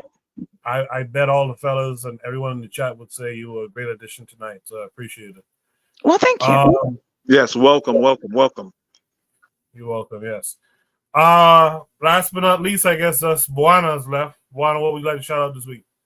Oh, okay. So shout out first. Let me shout out Angie for coming on in the den of a bunch of men and holding her own tonight. You know, she did contribute very well. I think that she made a great addition in terms of her contributions tonight and her ideas. Yo, nigga, stop flirting. This nigga stay flirting. Why, I don't know why is this Haitian calling me? Why is this Haitian calling me a nigga? Married. I don't understand why this Haitian man is calling me a nigga. Let me just say this. So I appreciate her coming on and giving a contribution to the show. Shout out to all the sisters like Raw, Itol, you know, my sister from Jamaica. You know, she listens with her community as well. So it's not just her. When you hear her, she also has a community listening as well. Shout out to Matron. I got to shout out to sisters. Matron, anyone under the sound of my voice, go to the Revolutionary Matron. She is waging a revolutionary war in terms of audiobooks. In terms, she's about to read Up From Slavery by Booker T. Washington. Booker T. Washington was a very pivotal figure within the Black community in terms of what he would have done. And I think that anyone under the sound of my voice, if you are in the kitchen cooking food, if you're doing work at night, you know, at your desk, if you just, you know, doing certain things around the house, cut on the Matron at 7 o'clock, and just listen to her readings. They're very insightful, and you come up with different kinds of epiphanies when you listen to the things that she says, because the things she says, she's reaching in the past and talking about the ideas of historical figures, what they would have thought about in terms of building their communities, the strategies that they would have created. Just listen to have it playing in the background when you're cooking your food, you know, when you're doing work. These things feed your mind because it's fundamentals, fun to mental. You're feeding your mind with good mental food when you listen to her and her reading the audiobooks of the different writers and thinkers of the past. That's the first thing I want to take care of. The second thing I want to take care of is shout out to Oni. Shout out to Oni, my good brother, Oni Tassetti. You know, a physicist within the community. He is a great Pan-Africanist. He's a writer of books.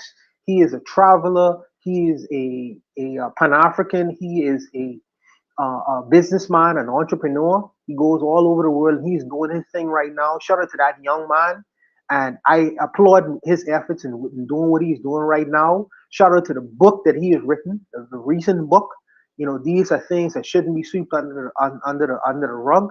And anyone under the sound of my voice should purchase one of his books. He's writing extensively, and he is the future, whether we believe it or not. He is the future. And he is pulling the pages from the past, and he is writing in a way that the younger people could grasp on to the things that he says. And I'm gonna tell you, in the future, people gonna be talking about Onita Seri. You know, we're gonna be talking about him. You know, so get him while you can. You know, try to grasp as much as possible from the things that he thinks about as much as you can, because in the future, people will be talking about Onita Seri like they talk about Amos Wilson and all our elderly scholars. You know, so I say that, you know, congratulations to him in his new book and in his new endeavors. Shout out to my brother Zuli and all these other guys. I am waiting for his next movie to come out. I don't know why he is not coming out with his next movie yet. Maybe he's waiting for Wyclef or something like that. But shout out to all the innovators and the thinkers and the Black world in their endeavors and doing what they do. Yo, So don't flirt I'll with leave me it now, there. man. Don't flirt with me now. Stop. I'll leave it there, and I just go ahead, Koku. Just, you know, you can take it from there, brother. Yes, sir. Thank you for that. So I'm not gonna be around next Saturday. So the show can go on. Someone else can host the show. I can give you access to the StreamYard and help put the topics together and stuff like that. So if you're interested, hit me up on the Discord or hit me on email, bitter.medicine.podcast@gmail.com. Let me know by Wednesday or so we can really set the thing up if we're going to do it. But if we don't get to do a show next week, I'll be back the following week. Same time, same place, 8 p.m. Eastern Standard Time, Saturday nights. So you guys make sure you tune in. Thanks to everyone who was here tonight in the chat and on the panel. Until next time, you guys be good. Peace.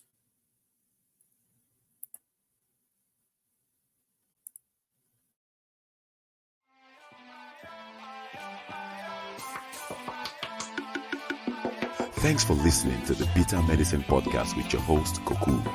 If you like what you just heard, we hope you pass along our web address, bittermedicineblogs.com, to your friends and colleagues, and share our show to all your social media. Be sure to check out our archive section on our website for previous podcasts. This has been a KWAZ radio production. Join us next time for another session of the Bitter Medicine Podcast. Follow us on Facebook at Bitter Medicine Show, Twitter, Bitter Meds, Tumblr, Bitter Meds, Instagram, Bitter Medicine.